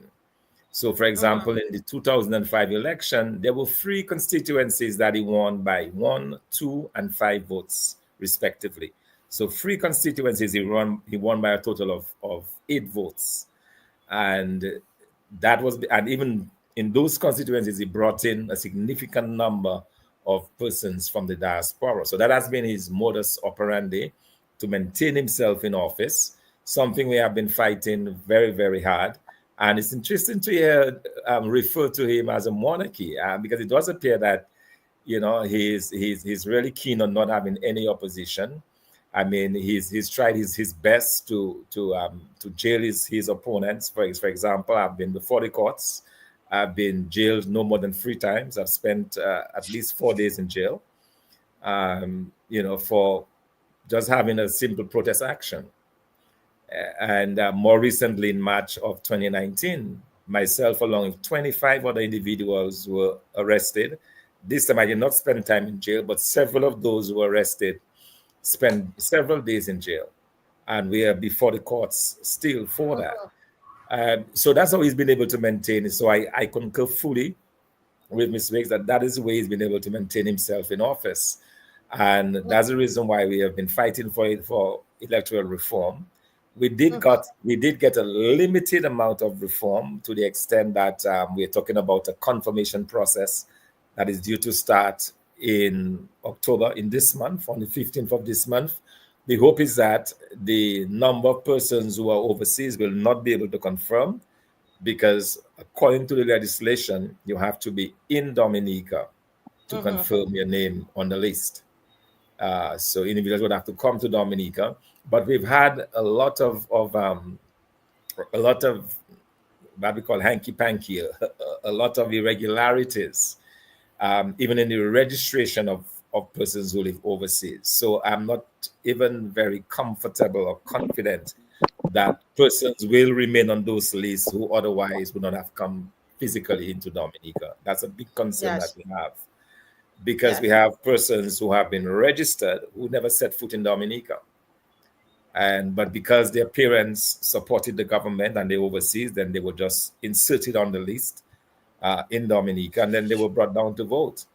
I had individuals in my constituency, 2 individuals who told me that they were surprised when they called on them to vote, because they knew that they had never registered in Dominica, yet their names had appeared on the list. So we have all of that evidence, and that's the process by which this prime minister has been able to perpetuate his stay in office since, correctly, as the caller said, from January of 2004. Yes. Well, I'm. We needed you to come on because we've been talking about Dominica all weekend, Miss McLean. Even yesterday at the press conference, Dominica was mentioned, and I'm curious to hear.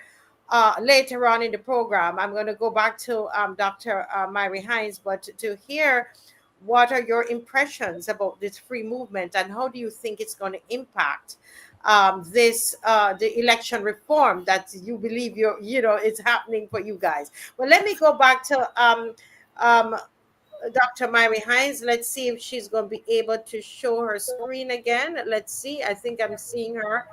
We have 2 of her. Let me take one out. Which one do I need to remove? This one? Yes, you're bothering somebody tonight. You are bothering somebody.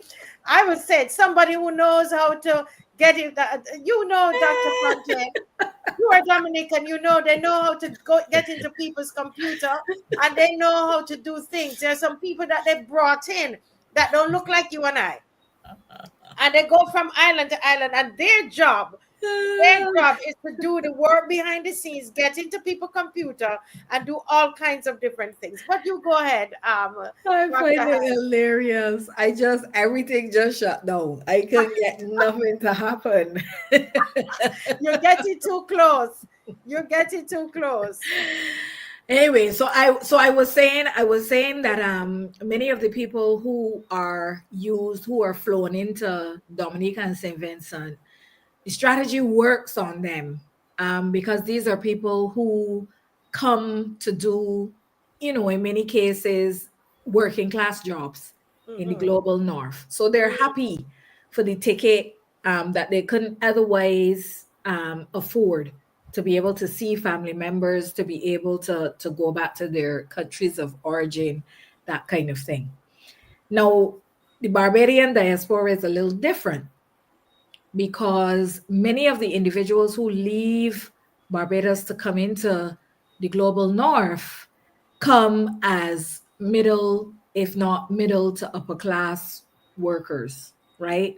So they come to be professionals, teachers, accountants, various individuals that we have been able to produce and that are attractive for Canada and the United States of America. So my theory is, and this is, I'm still working it through as I see what is unfolding. This is not gospel. This is, a theory that I would like to continue to investigate. It would not be as attractive to offer the Barbadian diaspora a ticket to come home, right? They're less in need of that in the same way.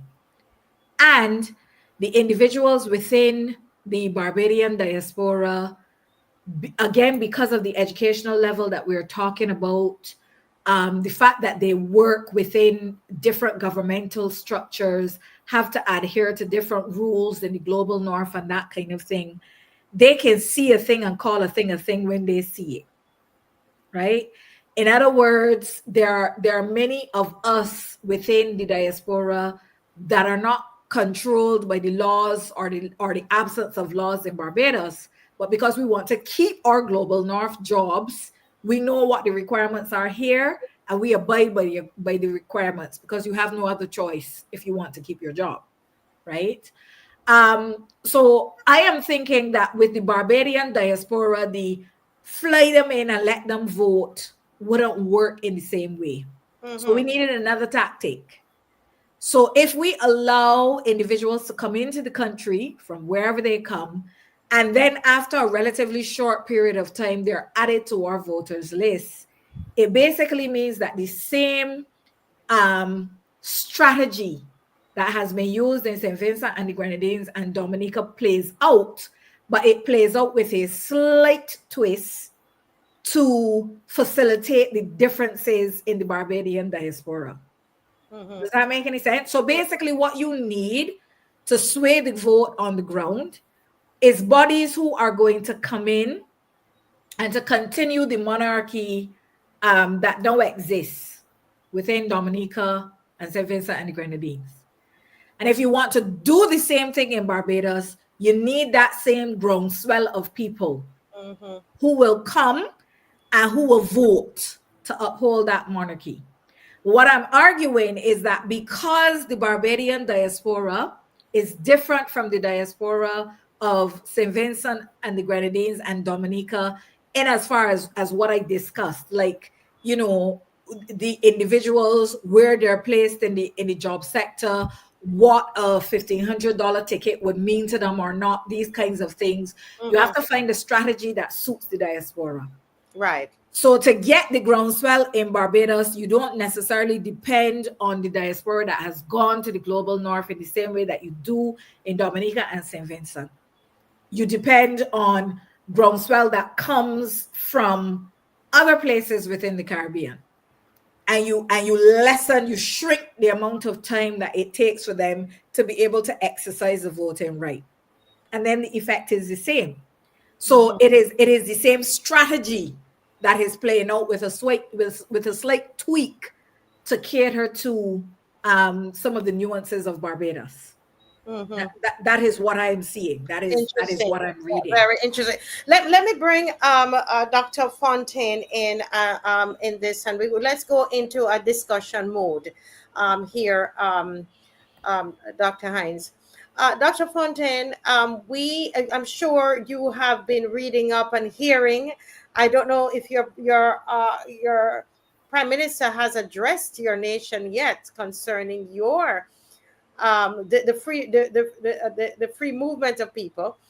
I don't know if that has happened. The last time when you called in on my day show, you said it hadn't happened yet. I want to get your take on it as the leader of the largest opposition party in Dominica. Yes, well, we are still awaiting. We are still awaiting the Prime Minister to address the nation on this and to give full details. He did speak a little bit to it at a press conference last week, but nothing substantive in terms of what really the benefits are, the rationale for it, and why it was done.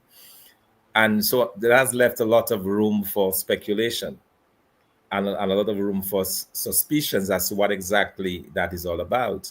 And I suspect that, as was being pointed out, that sounds like there is some element of getting to this vote. For example, in Dominica, you don't need to be a citizen, but a Commonwealth individual, which means practically all of our CARICOM neighbors. If they spend a period of 12 months, they can in fact vote. They can be registered to vote. And so if you have persons coming into Dominica, they can be brought in there. The same way as we've seen in terms of the irregularities, the same way we have seen persons from Dominica who've been registered, who have not been there physically, but have been somehow found their names on the list. Is the same way we could, I suspect we could find individuals who have just been in Dominica, maybe not for the 12 months, but who find themselves on the list and who may be given some incentive or the other to vote for this government. And also, even in the case of Barbados, there is a likelihood that the government will benefit the most out of any move like this. Because if, for example, in Barbados now, instead of having to wait a few years, you can now get your papers in 6 months, there'd be a tendency to favor the government that allows you that privilege. And so it's very sinister, and a lot of questions have been asked as to why now, why the haste, why is it not being explained to the public? What are the tangible benefits? I mean, let's face it, the freedom of movement works very well in a situation where you have a fully developed economic union, as, for example, the European Union, right? There are sets of laws that govern that kind of movement. It is equal between countries. Countries wanting to join, they have certain criteria that they must meet. So it's well set out. What we have is a very haphazard stringing together of countries which, by the way, are not on the same wavelength as it relates to the economies. The Barbadian economy is certainly superior to that of Dominica and St. Vincent, even Belize. So that leaves a lot of question as to what exactly there is in it for the Barbadian government, for the Dominica government, and St. Vincent and Belize. So it does appear that there is that coming together of like-minded individuals who may very well have some ulterior motives. And I think it's only fair that the people continue to question what are the motives behind this. And really it is something to ultimately benefit all of those populations, or rather something to benefit those who may be in office. Yeah. Miss McLean, we're hearing what is happening in Dominica, and their understanding of how it might impact them even further than what's happening. Yesterday at your press conference, one of, I think, Attorney Corey Greenwich raised the issue of Dominica. And what he said was that he was concerned for Barbados because Dominica did not actually, the leading Dr. Fontaine's party, the leading opposition party, did not contest the elections because of the thinking that there was some kind of it was rigged. Let me be real about it. Do you think this should be a real concern for Barbadians, Ms. McLean? What when you say a real concern, what should be a real concern? Because you mean what happened in Dominica? I'm not clear of the point. Yeah, because Dominica's issue, and I think Dr. Fontaine can correct me if I'm wrong, one of the concerns that you had was that the electoral list was way more than the population. Now I understand. Now I understand, because one of the points that Mr. Greenwich was making was that our list is full of inaccuracies. He gave an example of about, I think it was almost 1,000 persons being on the list over 100 years old. The oldest being 120 something or whatever. In essence, there are a lot of persons on there. It needs to be purged of persons who have died, persons who have moved away, etc. So in essence, and he was speaking of a copy of the list that he got, I think he said in May, which would have been the most recent list that they would have made available. So I think the point you're making is that in addition to all the concerns that you have, a critical one is that we have what is an accurate voters list, and that is absolutely necessary. One of the differences between some of the countries in the OECS, including Dominica, is that they actually allow persons to come into the country to vote. I mean, normally our vote, you do not see Barbadians coming home in any significant numbers to vote. And in fact, if the list is so edited and monitored, persons who have been out of the country for extended periods of time, significant years, would most likely be off the list. But the basic point is that he was making is that, and I think that's what Dr. Fontaine is saying, that if you have a voters list that does not accurately reflect the people who are entitled to vote, then you can have all kinds of issues. And that is particularly so or critical given the fact that you in our first past the post system. You can win or lose by a vote. Mhm. You know, and Have and we gotten the results of the last election? There's usually a booklet that is a report. available.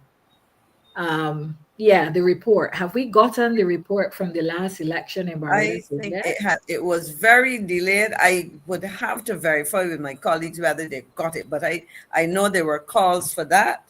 The standard reporting timelines, I can say this categorically, that those timelines were not observed. And in fact, you may very well find that those those things have to be questioned. Let me just say that, and I guess I can make it public now because I received an instrument. Mr. Greenwich sat on as a commissioner of the Electoral and Boundaries Commission, and a couple days being I think Thursday or Friday, I would have received an instrument of appointment. Interestingly enough, it came to me then, it was signed at the end of September, and the appointment is supposed to be dated from August, which I was not told about, which I find very interesting. And so I anticipate that Dr. Hines Myrie, as you were asking, some of those questions I will seek to get definitive pieces of information, because it is critical that at that level, the systems and procedures are properly observed. I noticed you started before you were pulled out by gremlins, that you were talking about issues relevant to the Electoral and Boundaries Commission. So at some point you may be able to elaborate, but I think the voters list is absolutely critical. Access to that is for political parties and candidates. That is absolutely critical. Yeah, but well, Adrian Hines is saying that Mottley told Bajans to come home and vote. She was in New York, and if they're not on the list, they can get back on. And he says, I have a clip of her statement on it. But Dr. Hines, I'm here looking at Dr. Fontaine, and I remember being in Dominica and listening to the people there, and how hopeless the situation seemed, because some of the people felt that we could never get this man out. The way everything is set, and I think that is what your presentation is basically saying, that these people are building monarchies. Mm-hmm. They absolutely are. And there's something else that I want to put on the table here. I can go back to the slides. I'm totally guided by you, but there's something else that I wanted to put on the slide here. On the table here, because we talk about a crab in a barrel mentality in the Caribbean, right? And you think of a barrel, it's wide at the top, and the crabs just have to crawl up and they can get out, right? But I think that what I call mobby bottle migration now is even worse than a crab in the barrel, because if you think of the old mobby bottles that we had, the bottom of the bottle is wide, but the top kind of tapers, right? Like a wine bottle. And so to get from the bottom through that top is a lot more to do. And what is happening with Barbados is that our population right now, the population that is of working age, we are inside that mobby bottle, right? And you're adding from Dominica, St. Vincent, Belize, putting everything in that bottle. And it's almost like, if somebody shakes it up, there are a few that are going to shoot through, but not all of us can get through. What has narrowed the bottle at the top? Well, what is going on in the global north is what has narrowed the bottle at the top. Both the United States of America and Canada right now are in downturns with respect to immigration. Mm-hmm. So if you needed as a student from the Caribbean $8,000 on a bank account to show the Canadian government that, you could come to Canada, study, whatever. That money did not have to be held. It didn't have to be there past when you applied.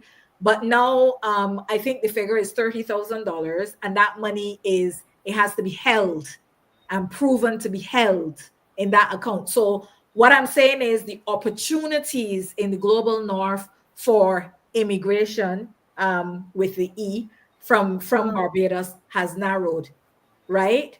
And so you are putting things inside the Mobby bottle, but it is difficult for people to get out. So what you are literally creating is a bottleneck, which doesn't make sense, because at the end of the day, there is only so much. Even if Barbados's economy was performing stellarly, like everything firing. I'm not an economist. I don't know much about it, but I know how to run a household, right? So you can extrapolate. Even if you have, I don't know, your washing machine going, your stove going, you're washing the dishes, you get up Saturday morning, you clean in the house, right? There's only so much that you can do. Like if you go to take the clothes out to the washing machine, you can't be at the sink washing the wares too. The economy is basically the same way. Like you can get it to fire on all cylinders, great. But at the end of the day, there are only so many cylinders that it can fire on. There's so many facts that we can have in Barbados. There's only one crop over. We might want to turn that into a whole town festival and the Oysters Festival. But at the end of the day, people are not coming to the island 3 times a year, right, for a festival. So the things that we have to make our economy, the things that we have to make money for people, jobs for people, it is finite. So when you take things and you keep adding it into that Mobby bottle, but then, nothing can get out, you are creating a problem within the society.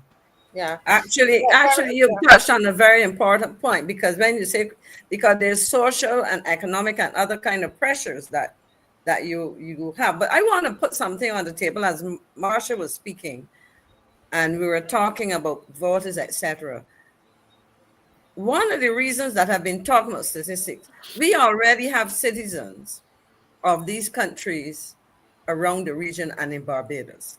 Persons who might have been here, let's say on a 6 month. Do we have any idea what's the population of Dominicans or Vincentians in Barbados at the moment on short-term arrangement, 6 months? Because, there's the automatic 6 months. Because immediately, if free movement applies, it should apply to any citizen of any of those 3 countries who are on island. Let's say a Barbadian in Belize, who initially was there maybe for 2 or 3 months, but now decides, so do we have any idea how many persons can be affected in that way? Because that also adds to the pool, so to speak. Yeah, because a person who was there on a work permit no longer needs a work permit. Mm-hmm. It'd be interesting to know that dynamic, how that would work. But let me ask Dr. Fontaine. Dr. Fontaine, 2 questions for you. What is happening in Dominica? How are Dominicans receiving or responding to the freedom of movement that was supposed to have started October 1st? Are they packing up to come to Barbados, or what's going on? We want to know, what's happening. Yeah. What's happening there? Well, the news is only now beginning to get out. It caught a lot of us by surprise. Almost totally unexpected, because it was not really spoken of before now. So it's not like people were expecting it or they were planning for it. It's just now, and people are basically scrambling to understand what exactly does it entail. Does it mean, can I now come into Barbados and work without having a work permit? They're now understanding that is possible.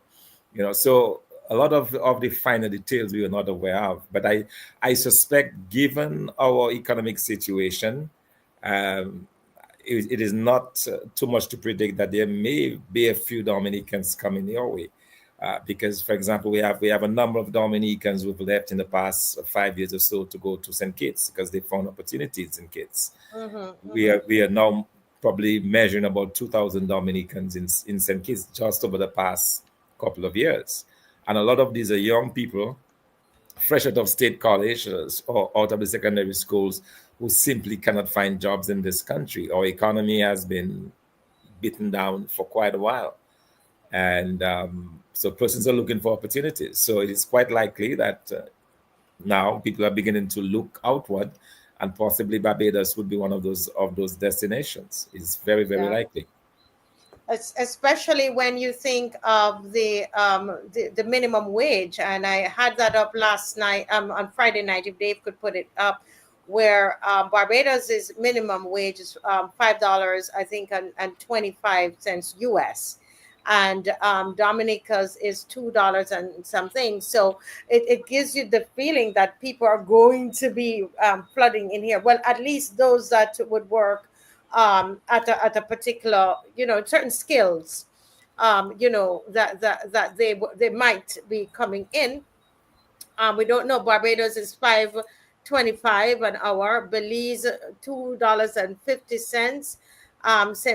Dominica $2.78 US. I was wrong. And St. Vincent $2.78. They're about that might be the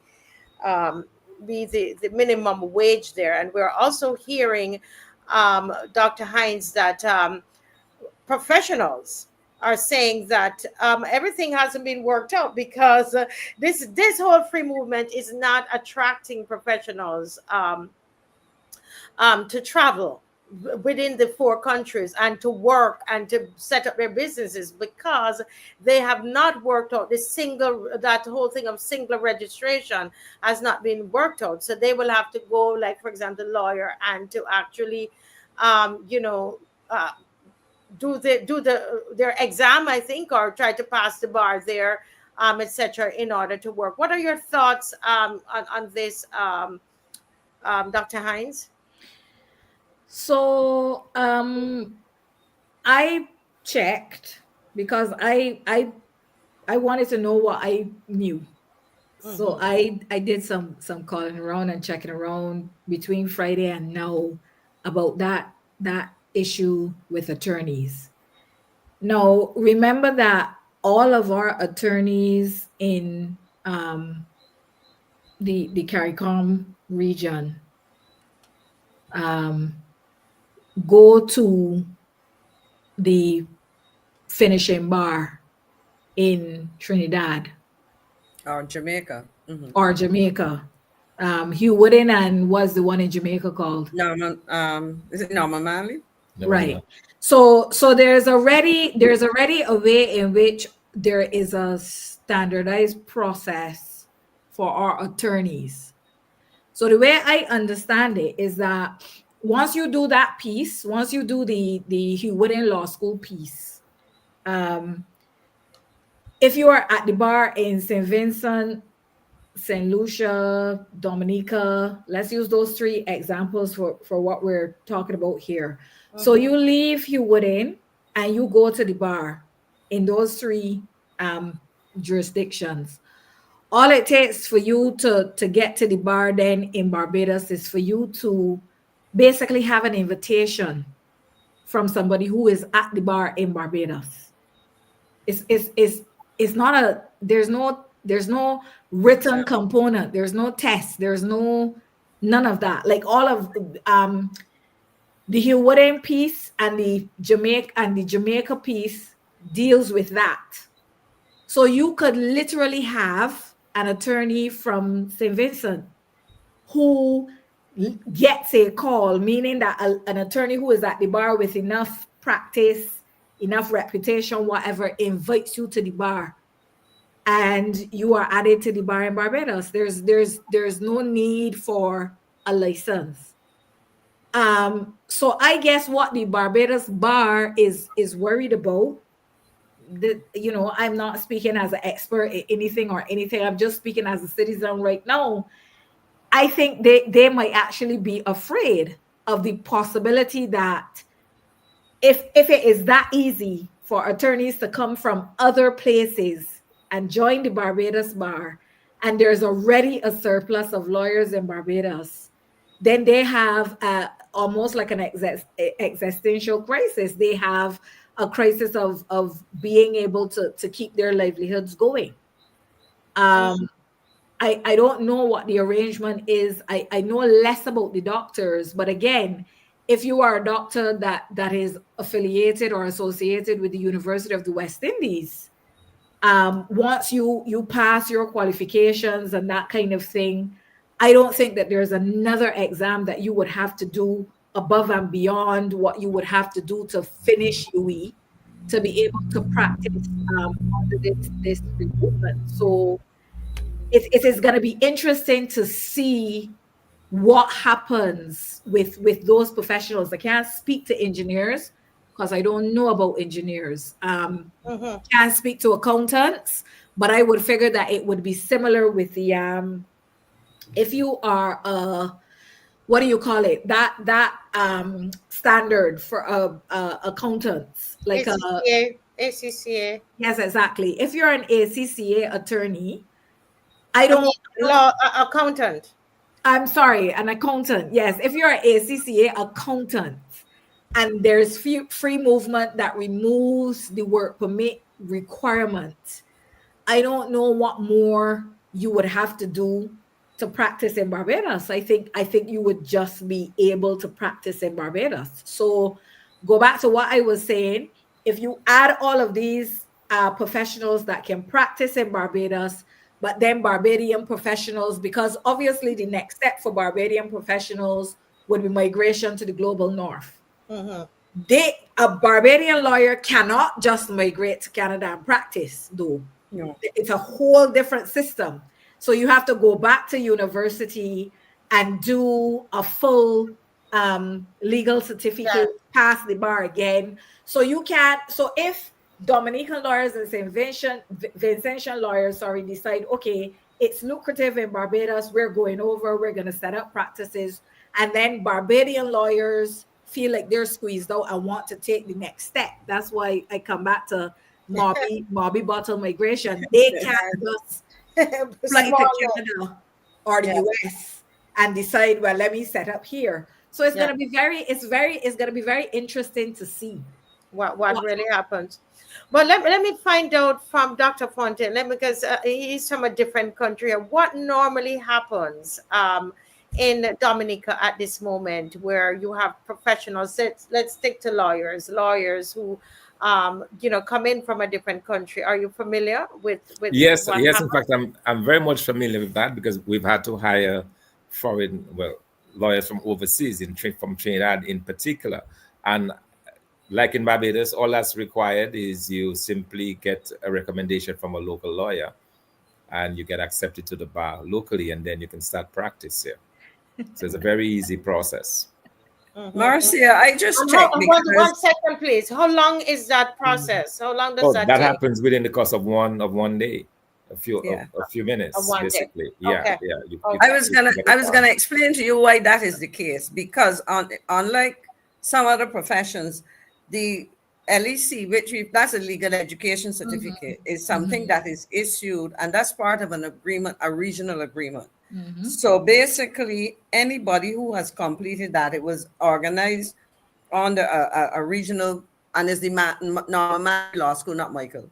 But that is it. Once you have gone through and done that legal education, that permits you can work in any of the jurisdictions that have signed on to that, which is essentially CARICOM.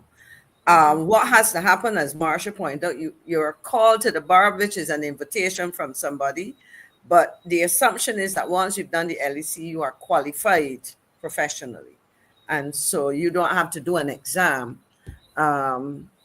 Because they're all you've all signed on to that. Now, if you trained in the UK, you would have to do you couldn't just come, you would have to go and do a 6 months course in Trinidad or Jamaica, which would be considered equivalent then to the LEC for a person who came out of law school in Barbados or Jamaica. So that is why there's a concern. As Marcia said, it's pretty easy to do. And there is a significant number of lawyers around the Caribbean, who were probably looking for opportunities to to enhance their practices and so on. So Yeah. where you might have a diversified kind of work situations for lawyers, that may make it attractive. Yes. Well, thank you for that. I want to go back to Dr. Fontaine. You have had your experience in Dominica, and we had our by-election in St. James North a couple months ago, and it was said by the Prime Minister that the voters list was overstated by 2,000 votes. Right, this is what was said by the Prime Minister of Barbados. I want to, if you're hearing something like this, and having you have had to go through, a bloated voters list and padded voters list, or allegedly in Dominica, what would you say to Barbadians? Should there be any concern to Yes. Barbados? Yeah. Yes, indeed. I think, because the integrity of the voting process relies on the integrity of the voters list. And Mhm. if that is in any way corrupted, then it opens up for all sorts of manipulation. And we've seen it in Dominica, because under the original rules we had in Dominica, you had to have been within the jurisdiction for at least 3 months within the voting period to be able to vote.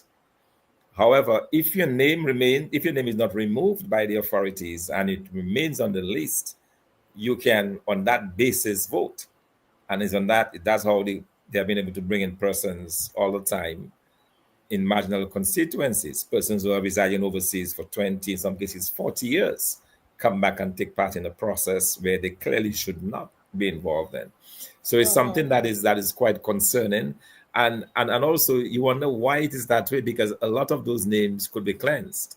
Like, for example, persons who have been pronounced dead, who have been issued a death certificate, automatically those names should be removed from the voters list. There's no reason why those names should continue to be on there.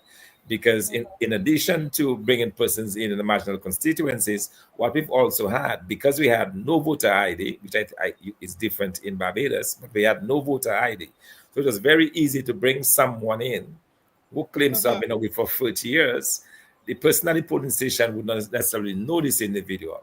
So anybody could come and claim that they're Thompson Fontaine wanted to vote in that constituency. And we had a lot of that happening. So it opens up for all sorts of irregularities, all manner of fraud. And it's something that the authorities really should pay closer attention to. Mm-hmm. Yeah. Yeah, and especially for what happened in Dominica. I mean, you guys had a lot what they call riots. That's what I think the authorities would call it. You guys were just protesting and demanding your right to vote, because this kind of issue, and I think this is what the attorney was making mention of, Ms. McLean, that we don't want any kind of unrest in Barbados. We don't want, to be fighting for our right to vote and for the list to be, to be cleansed and all that happened with Dominica. We heard about what happened in Salisbury with the tear gassing of people, etc. We're not accustomed to those kind of things, and with what is being proposed, I think what the attorney was saying is that, you know what, we run the risk of that happening in Barbados, and we don't want that. Was that your sense, Ms. McLean, yesterday? No, I think, well, I suppose so, but I think generally the concern is that we want an election that is efficacious, that it is, that it is based on a list that, so that when people vote, they're entitled to vote, and that the results can be considered fair and just. So the outcome is absolutely critical. I think that's the important thing, that when you go to vote, we're talking about true democracy. And we also hear about the death of democracy. So in essence, what is the point of talking about being a democracy when, in fact, one of the fundamental elements of that democratic process is flawed? And I think that is the essential thing, that, people want to be comfortable that when they exercise their vote, that the results reflect the true choice of the people. I think that is the real crux of the matter. You know. Yes, yes. We have someone on the line. Go ahead. Is there a call or comment? I mean, a question or comment? Thank you so much for calling the Marcia Week Show. Go right ahead, sir. I could as well not call because it seems like Mr. McLean said exactly what I was going to say because I could put on the phone right now. Okay. Barbados and Bajans need to understand that after you had what's his name again from the guy Corey, Greenwich. after you had Corey, Mr. Greenwich, after you had Greenwich, and you have Miss McLean here, and other people that came on, and Smiley, you have all these people dissecting. Essentially, what they are doing, I think that Barbados needs to start being diplomatic with despotism. What these people are doing is trying to explain to Barbados that a prime minister has a game going on, and even the the Bar Association, I saw an article by the Bar Association. And I think it's one thing you cannot do in a country is to shut your legal minds down to the state where there's another Barbados want to do that. To the state where they can't even voice their opinion over anything.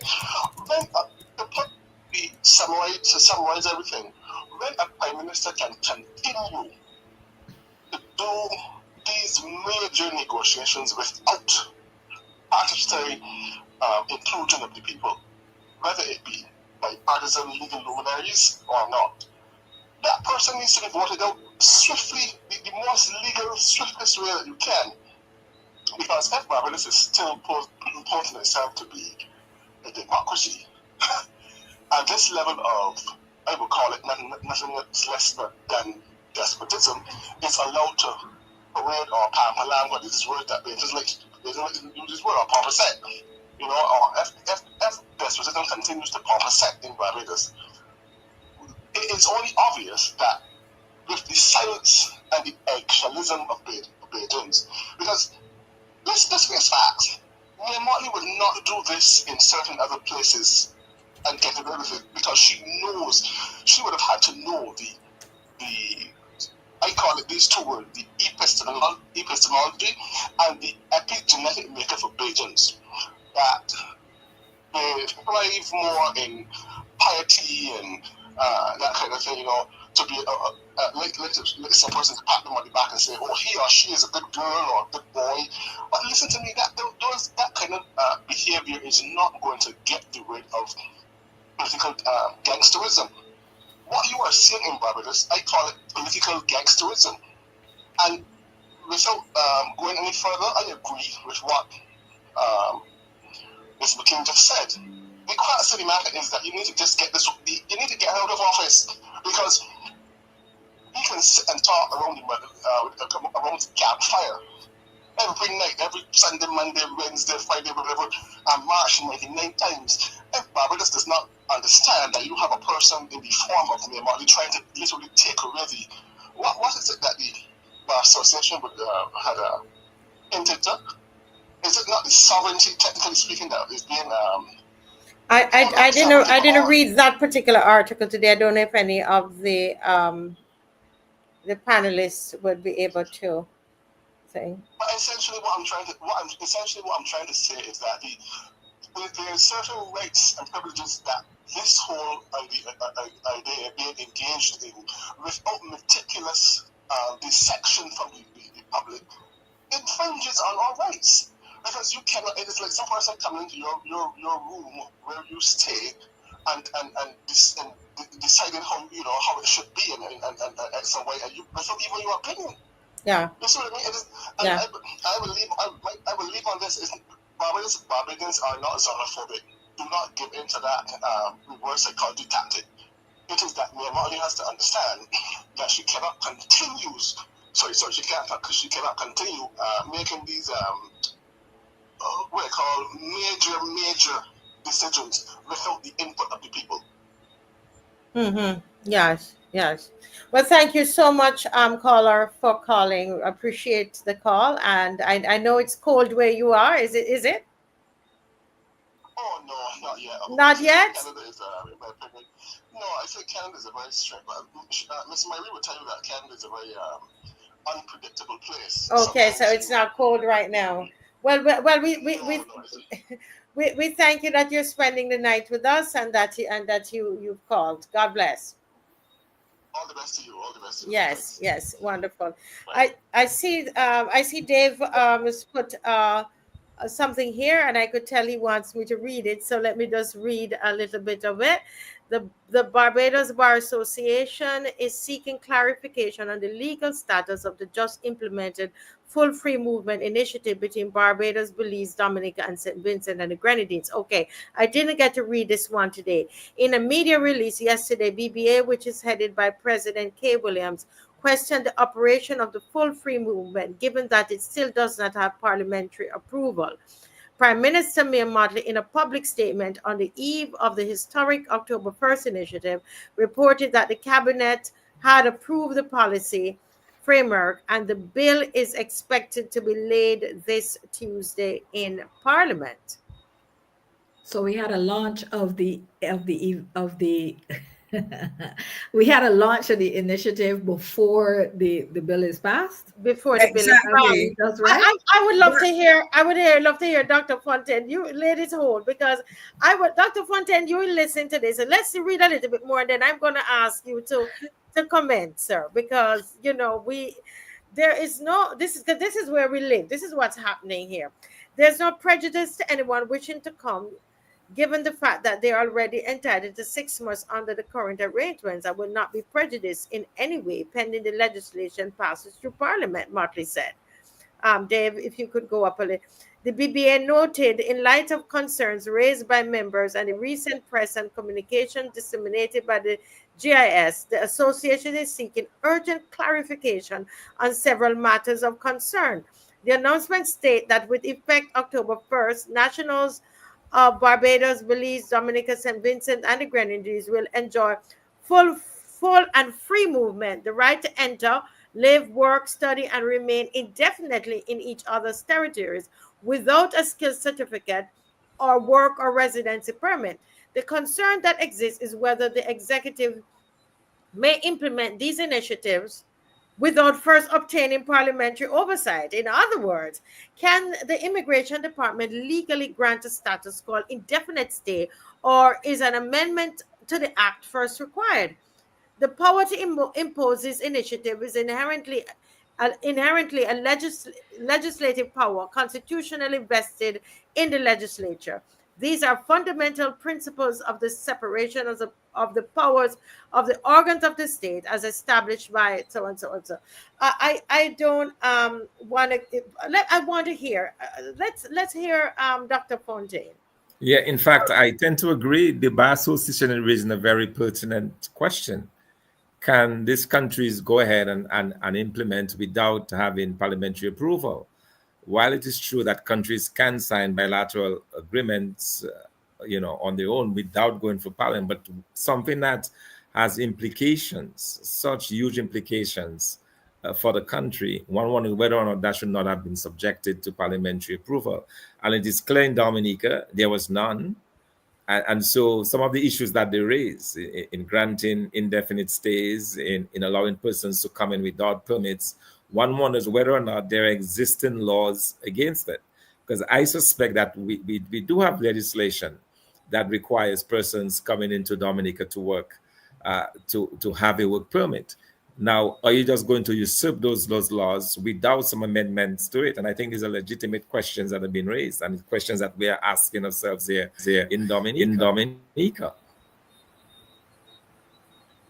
Yes. I thank you, Dr. Fontaine. I know that Dr. Hines had a comment on this as well, and I want to remind people that the line is open, that you can call 236-7000.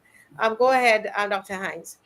No, I was just noting, like you, that they seem to have announced the initiative before doing the Parliament work.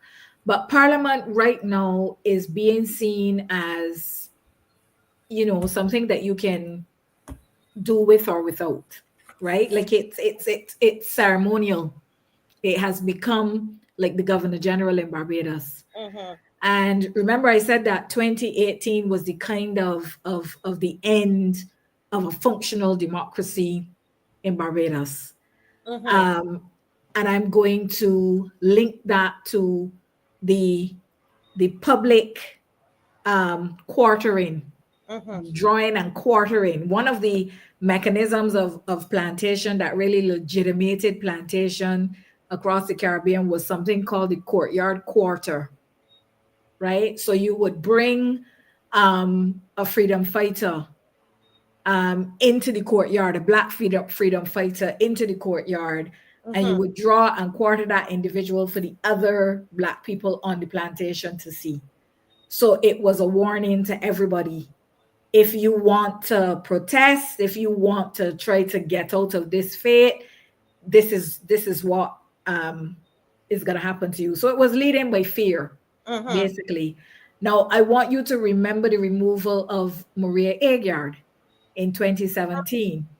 The first and only time, I think, in Barbados' history, where we had a sitting MP expelled from a party and a seat in that manner.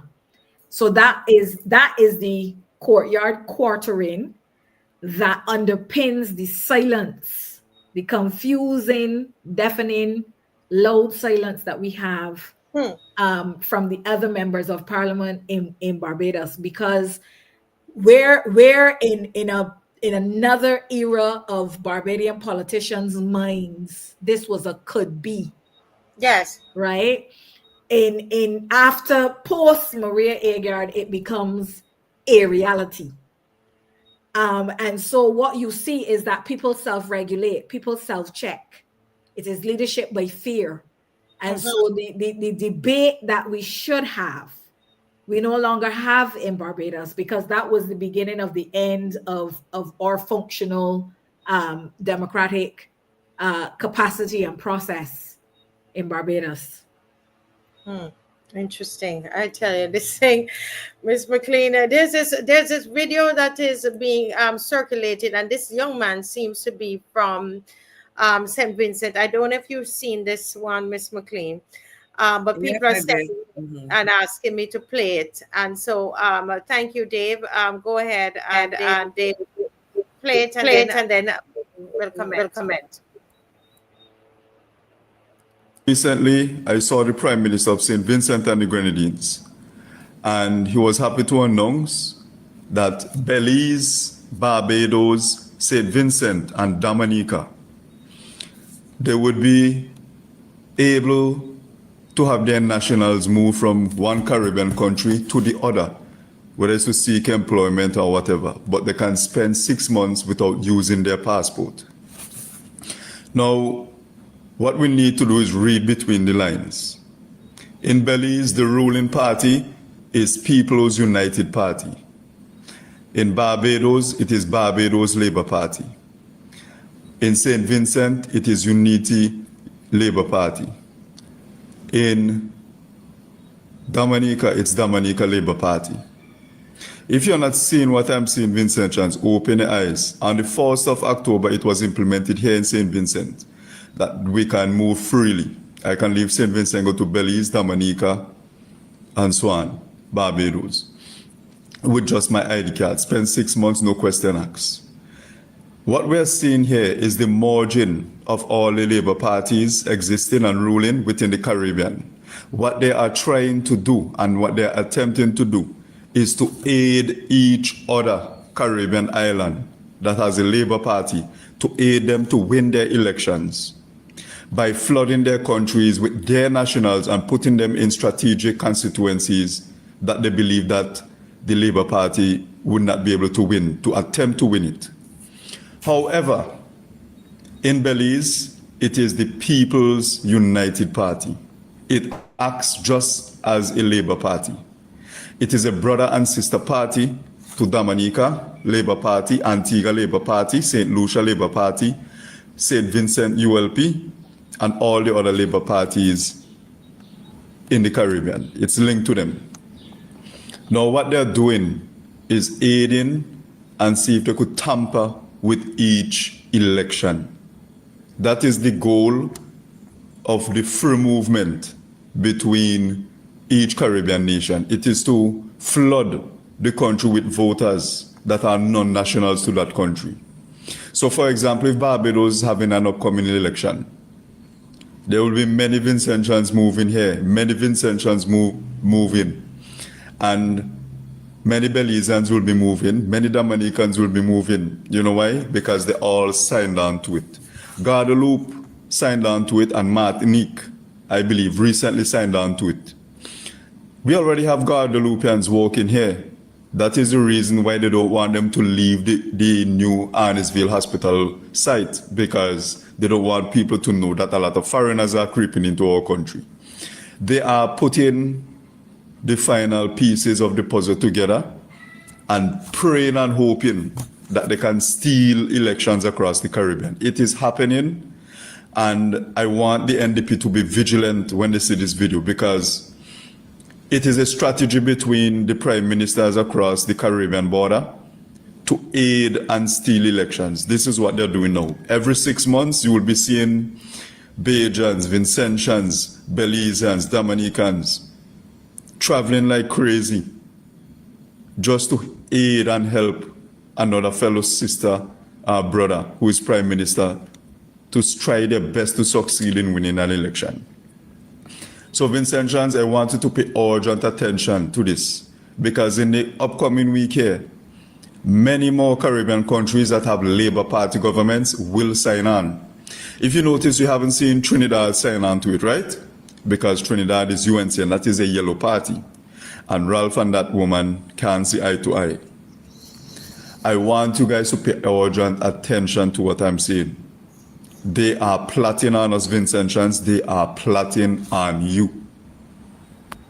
Wow. One second. Conspiracy, or is there, could be there any truth in this, Miss McLean? I'm going to go around. I want to hear, because this is going like wildfire. I think the analysis that Marsha did, this is essentially what it is happening. If you look, I mean, political parties around the region have affiliations with one another and so on, but beyond the political party, what we would have been hearing about are the political advisors, the strategists, and at least I don't know much about who would have worked with the current prime minister. Believes that I would have to do some research, but I think what you would observe is that some of these persons have been close to each other for some time. They're close in terms of desire to remain in office. We've seen how they approach it and so on. So from that perspective, I think they've worked out strategy. This is one of the strategies of maintaining their political tenure. And so that essentially is it. What is interesting is how they've gone about it. While he was speaking of the strategy, I was also seeing how the longest serving of these prime ministers has gone about it. And it is interesting to note, because what we saw in relation to the Bar Association's queries, essentially the problem that we have, they have not followed the law. There's nothing that would authorize, at least certainly that I can think of on my head, that immediate indefinite stay. That has to come with legislative changes. And you would note, if you go and see that in St. Vincent and the Grenadines, they've made a legislative change, At least some of the changes, the Immigration Restriction Amendment Bill, a critical step in the full implementation of the CARICOM Free Movement, was passed in Parliament on Monday. Okay, so they have done their... So he has done what he's supposed to do, at least in part. So I think the strategy, yes, these are allies who are advised by... I don't know if he's still doing it. He certainly has been doing it for years. And if not him, his colleagues. So by extension, the AHH, I like that. You know, that's part of the theorizing that you've come up with. We all know who it is, and the theory is there, and the story behind the theory is also known. But yeah. I think there's a lot to what is said. As we've been fleshing it out, we've seen a lot of clear examples as to and explanations as to why it is about election, election winning more than anything else, and less about, looking after the interests of workers and so on. And I would say this, that one of my big fears, and I say that because I sat for 11 months as the minister responsible for immigration, when people were complaining, one of the challenges that I was battling was the exploitation of CARICOM nationals by employers in this country. And you see, we didn't talk about it. But I remember saying to somebody that there were some people I would have very well would have loved if I'd continued to bring them before the law courts, and it wasn't workers.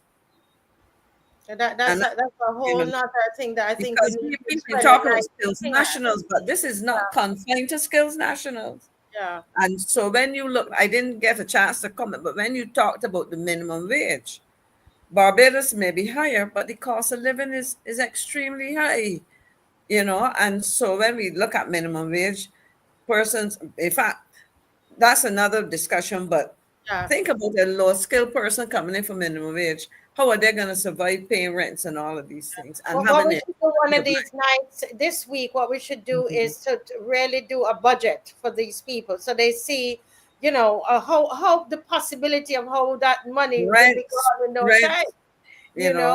I think so. But food. For tonight, I want to, in the few minutes that we have left, I want to go back to that video, because I think I want to hear, before I get to Dr. Hines, I want to hear Dr. Fontaine. Is this your first time hearing that video, and do you concur with what you've heard, or you think that this is it's conspiracy theory? No, well, this video has gone viral here in Dominica. I got it at least 10 or 15 times between yesterday and today. I've listened to it previously, and I tend to agree with him. Something about this does not pass the smell test. When you think about the countries that are involved, the governments that are involved, the track record of these governments, and he does have a point that is, and look at, for example, Barbados. See what Barbados is doing concurrently with this legislation is to go to Parliament to hasten the ability of persons to get access to voting in that country. So there seems to be something afoot. And in Dominica, for example, citizens from other countries can vote if they're there for 12 months. So it does appear to me that there is something to this.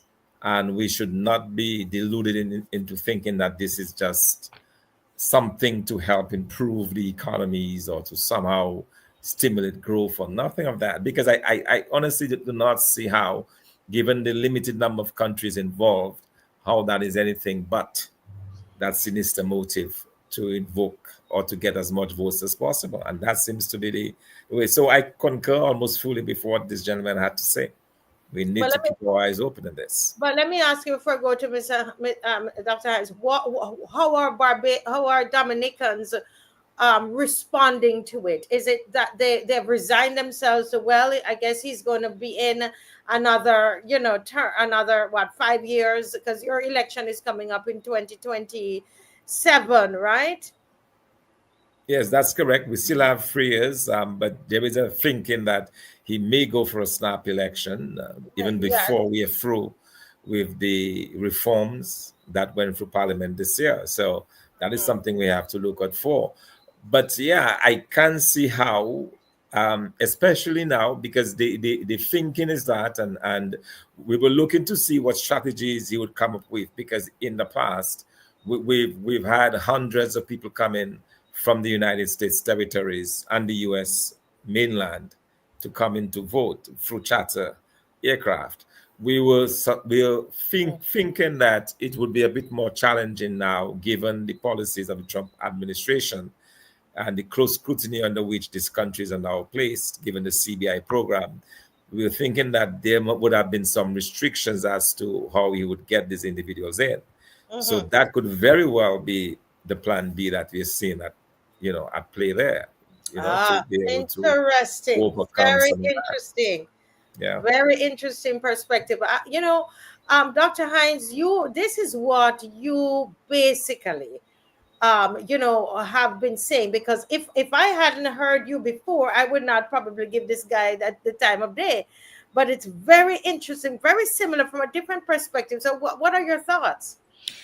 Yeah, no, that's why I say it's very important to make the connections, because if you just even look at it, as what is going on in any one of these territories, you're definitely going to miss it. One of the sorry, not callers, one of your texters raised a very interesting point, and I think that it is a point that would support what the young man was saying in his video. The person asked the question, will an individual who gets their citizenship after this shortened period in Barbados also be able to vote in their country of origin? Now, I am hazarding that the answer will be yes.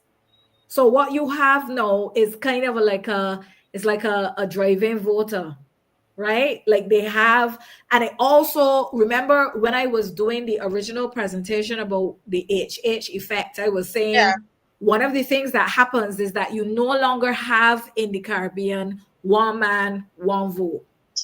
There are some people whose votes are rated higher than other people's. For example, the individuals who finance the campaigns, right? Their vote is having their influence in the election is having far more than my one vote, right? So here again, if you have individuals who can vote in two different Caribbean islands, their vote is equivalent to more than the average one man, one vote is equivalent to. Oh God, this so thing it's the is crazy. same, it's the same at the base of it. When you remove the tactics change to suit what the mission is, but the playbook, the 5 fundamental things that happen as a part of the HA strategy, they're there, and they just they change a little bit according to what the situation is or according to what the hurdle is to be mounted. But at the base, it's the same very strategy that I see playing out over and over again. Wow. Listen, there's a caller. We have a caller. This is what a time to be living. I can't believe this is the Caribbean, really. Caller, welcome to the Marcia Week show. It's 9:58, our final caller for the night. Go right ahead, caller. Yes, blessed good night to all. I would try to make this as short as possible. And we'll understand it better by and by. Remember that song? Yes. There is a conspiracy, and we all know that there's a conspiracy. Sometimes we don't understand what is happening, but we're going to understand what is happening. My mind goes back right now to the choice of senators. Sometimes they're a lot of yes men. People of influence, because there's a conspiracy down the road, and it seems that our seven sense demand that we pay attention. This shall be envisioned. I think we have to look at it more seriously, because what I'm seeing is that with the influx of digital IDs, they might probably override the old IDs, and a lot of times the majority rules. There's going to come a time where we are into this thing, so we have to forget about this other thing. One thing I'm looking at is the free movement. Caller, can you speak up? Just speak up a little louder for me. Just push a little louder, a little bit more. Thank you. Yes, I am. Okay, I'm looking at the free movement. Is it human free movement or human trafficking? Is the human being used as traffic? Because they're human traffic also. So I'm wondering now if this free movement is actually human trafficking, because there seems to be some strategy involved in this whole idea of getting people to come to maybe vote, take up certain residences and different things. So interesting. everything seems to be conspiracy, but conspiracy sometimes have a way of coming into fruition, so we understand it better by and by. Yes. Thank you very much. Yes. Thank you so much, caller. Anybody wants to respond to that question? I think you have a response to that caller. No, I would just say, like we were saying on Friday, the downgrade that happened with respect to the human trafficking issue by the United States of America is not accidental. That is a whole can of worms that we have not really discussed. We are talking about, adding people to the population, and we are making the gamble that most of the people who will come are working age and can contribute to, the tax system and NISSS and all of this. But what if there are elderly individuals in other islands who, because of the disparate access to healthcare, decide that they're not going to come and retire in Barbados? I don't think that we have a mechanism where, their pensions would be coming, I guess, to support them, but it's not like we have any kind of reciprocal agreements between pension funds or anything. So I don't think that there's anyone, at least I'll speak for me. I'm a regionalist, 100%. I believe that the Caribbean has to integrate. Like it's what we have to do to secure our future.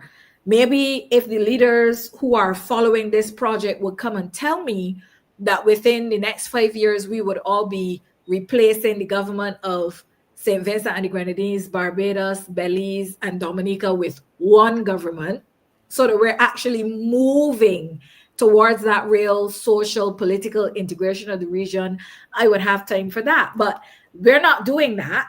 Yeah. And all we're doing is solidifying these small governmental structures, these politouarchies, which then have to suck the resources of these countries dry. It doesn't serve us, the people. It serves them, but it doesn't serve us, the people. Good point there. And listen, this is going to be a whole thing for the entire week. I would love to get somebody from Belize on as well, and St. Vincent and the Grenadines, because it's interesting to know what is happening there. Miss McLean, I think you sent me something here. Let me make sure I understand it as we close. So everybody think you have half a minute to your final comments. But something here that says that the Parliament passes immigration amendment bill. That was St. Vincent. That's why I was just sending you the information on St. Vincent. St. Vincent, and it's been done in Belize already, I'm understanding. I have not seen information on Belize. Someone has said, I think I I'm was not trying sure to find that. I haven't seen. But we know that it's been done. At least it's been done in St. Vincent and the Grenadines, but not here. Because there's an appreciation there. I presume that you need to follow the rule of law. It doesn't come into effect. There's a process by which CARICOM's decisions are supposed to become legal and operational in member states. And a critical part of that is ensuring that if there's a requirement for legislation, that it is put in place. Otherwise, it is not effective. It has not come into force without the legislation. And it's not like a budgetary thing. You increase a tax as of midnight, and then you go back and do the legislation retroactively. It doesn't work like that. Yes. But then again, it seems, what's the term Marcia used about Parliament becoming a something? I should have written it down. She comes up with these things. I don't know which one. I don't remember that one off the top of my head. I will go back and listen. While you're at it, give us your final comment. My final comment is that if we are serious about integration, regional integration, and so on, we have to do it properly. The unfortunate reality is when you open your mouth to query how we go about things, I mean, as in the case of this, you hear comments about you being xenophobic, and I mean, in trying to engage the public with this on this issue, that's what we were hearing. I heard one senior media person describe people's comments as foolishness, But when you dissect this information, we recognize that you are not doing the people of the region any good. In fact, the question I have to ask, and I would pause, is the intention to serve the interests of the region or the politicians who are participating in this initial activity? And I think Marsha Hines Lane, Dr. Hines Lane, Myri, sorry, where you get Lane from? It's all right. All is me. Everything. I answer it to everything. Everything. Let me put it in proper. Dr. Marsha Hines Myri. So, you say HHH, we need to say MMH. And then we would get it right. No, you explained, and I think that as I was saying, you distill from what we're seeing to be a very concerning practice evolving, some serious theoretical explanations which people need to understand. This is not just something that's accidental or incidental. This is something that is touching the core of who we are as a people. Yes, very well said. A lawyer just sent this to me, and I think that we just need to say it, but as before Dr. Hines give her final comment. Marcia, the principle of international law, which is practiced here, is dualist theory of international law. That principle requires that for international law to become municipal law, it must be adopted by the parliament of the municipal state. There is no way around that principle. And that's correct. And that is what has not happened here in Barbados. Under our leadership, Dr. Fontaine, you're looking shocked, but that's what happened right here. But let's get to Dr. Hines, and then we will allow our visitor to give us the final comment. Thank you. Go ahead, Dr. Hines. Yeah, no, I think that what is happening in Barbados right now is problematic on many levels. I am not a political scientist, and I know there are people who will well tell me that tomorrow. But what I am is a very concerned Barbadian who has been educated from nursery school to PhD, and I will use what little common sense I got to be able to help the people of Barbados. And I am very disappointed. I must tell you, I am very disappointed with my colleagues at the University of the West Indies, specifically at Cave Hill. This silence is deafening in the face of our political and social landscape in Barbados being changed in a way that I do not necessarily know is going to redound to the benefit of the average Barbadian, right? Social policy is not something that you get to say oops about. Social policy literally makes and breaks a country. And how you set down your social policy on the political framework that you have, the two of those things are inextricable. So when we had a social democracy in 1966 and coming forward, we were then able to set down free education on it. We were able to set down free healthcare because the social and the political policy were going hand in hand. But right now, we are just completely adrift. The only political policy that we have is to keep monarchs in power in the Caribbean, right? Politwargy monarchs. Like that's the only thing that we're doing politically. And so because we are adrift at the level of the politics, our social policy is also suffering. So you need a new model of healthcare, but we're not getting it because there's nobody paying attention to that. We need a new educational model. Nobody's paying attention to that. Water services across our island are problematic. Nobody's paying attention to that. Roads are in a state. Nobody's paying attention to that. If you look over the general Caribbean, St. Vincent, Dominica, there's no employment for people. There's no opportunity. There's no hope. Nobody's paying attention to that. So we are in a crisis. Like, it's not coming, it's not conjecture. We are in the middle of a crisis, and it is really, really scary and concerning where our countries in the Caribbean are. And it's disappointing that our intellectual leaders are mum. Yeah. Well, we at least we had the Bar Association came out and said something today, but I understand we talk about University of the West Indies. They should be. We need to, be calling them out. Dr. Fontaine, we give you the final word tonight. What do you say to Barbados? We're being selfish tonight. We want you to talk to Barbados. You have been through this, jailed 3 times. You are so disadvantaged there that you guys just gave up and you didn't bother want to buy in the election. Didn't want to, So tell me, I mean, what do you want to say to Barbados?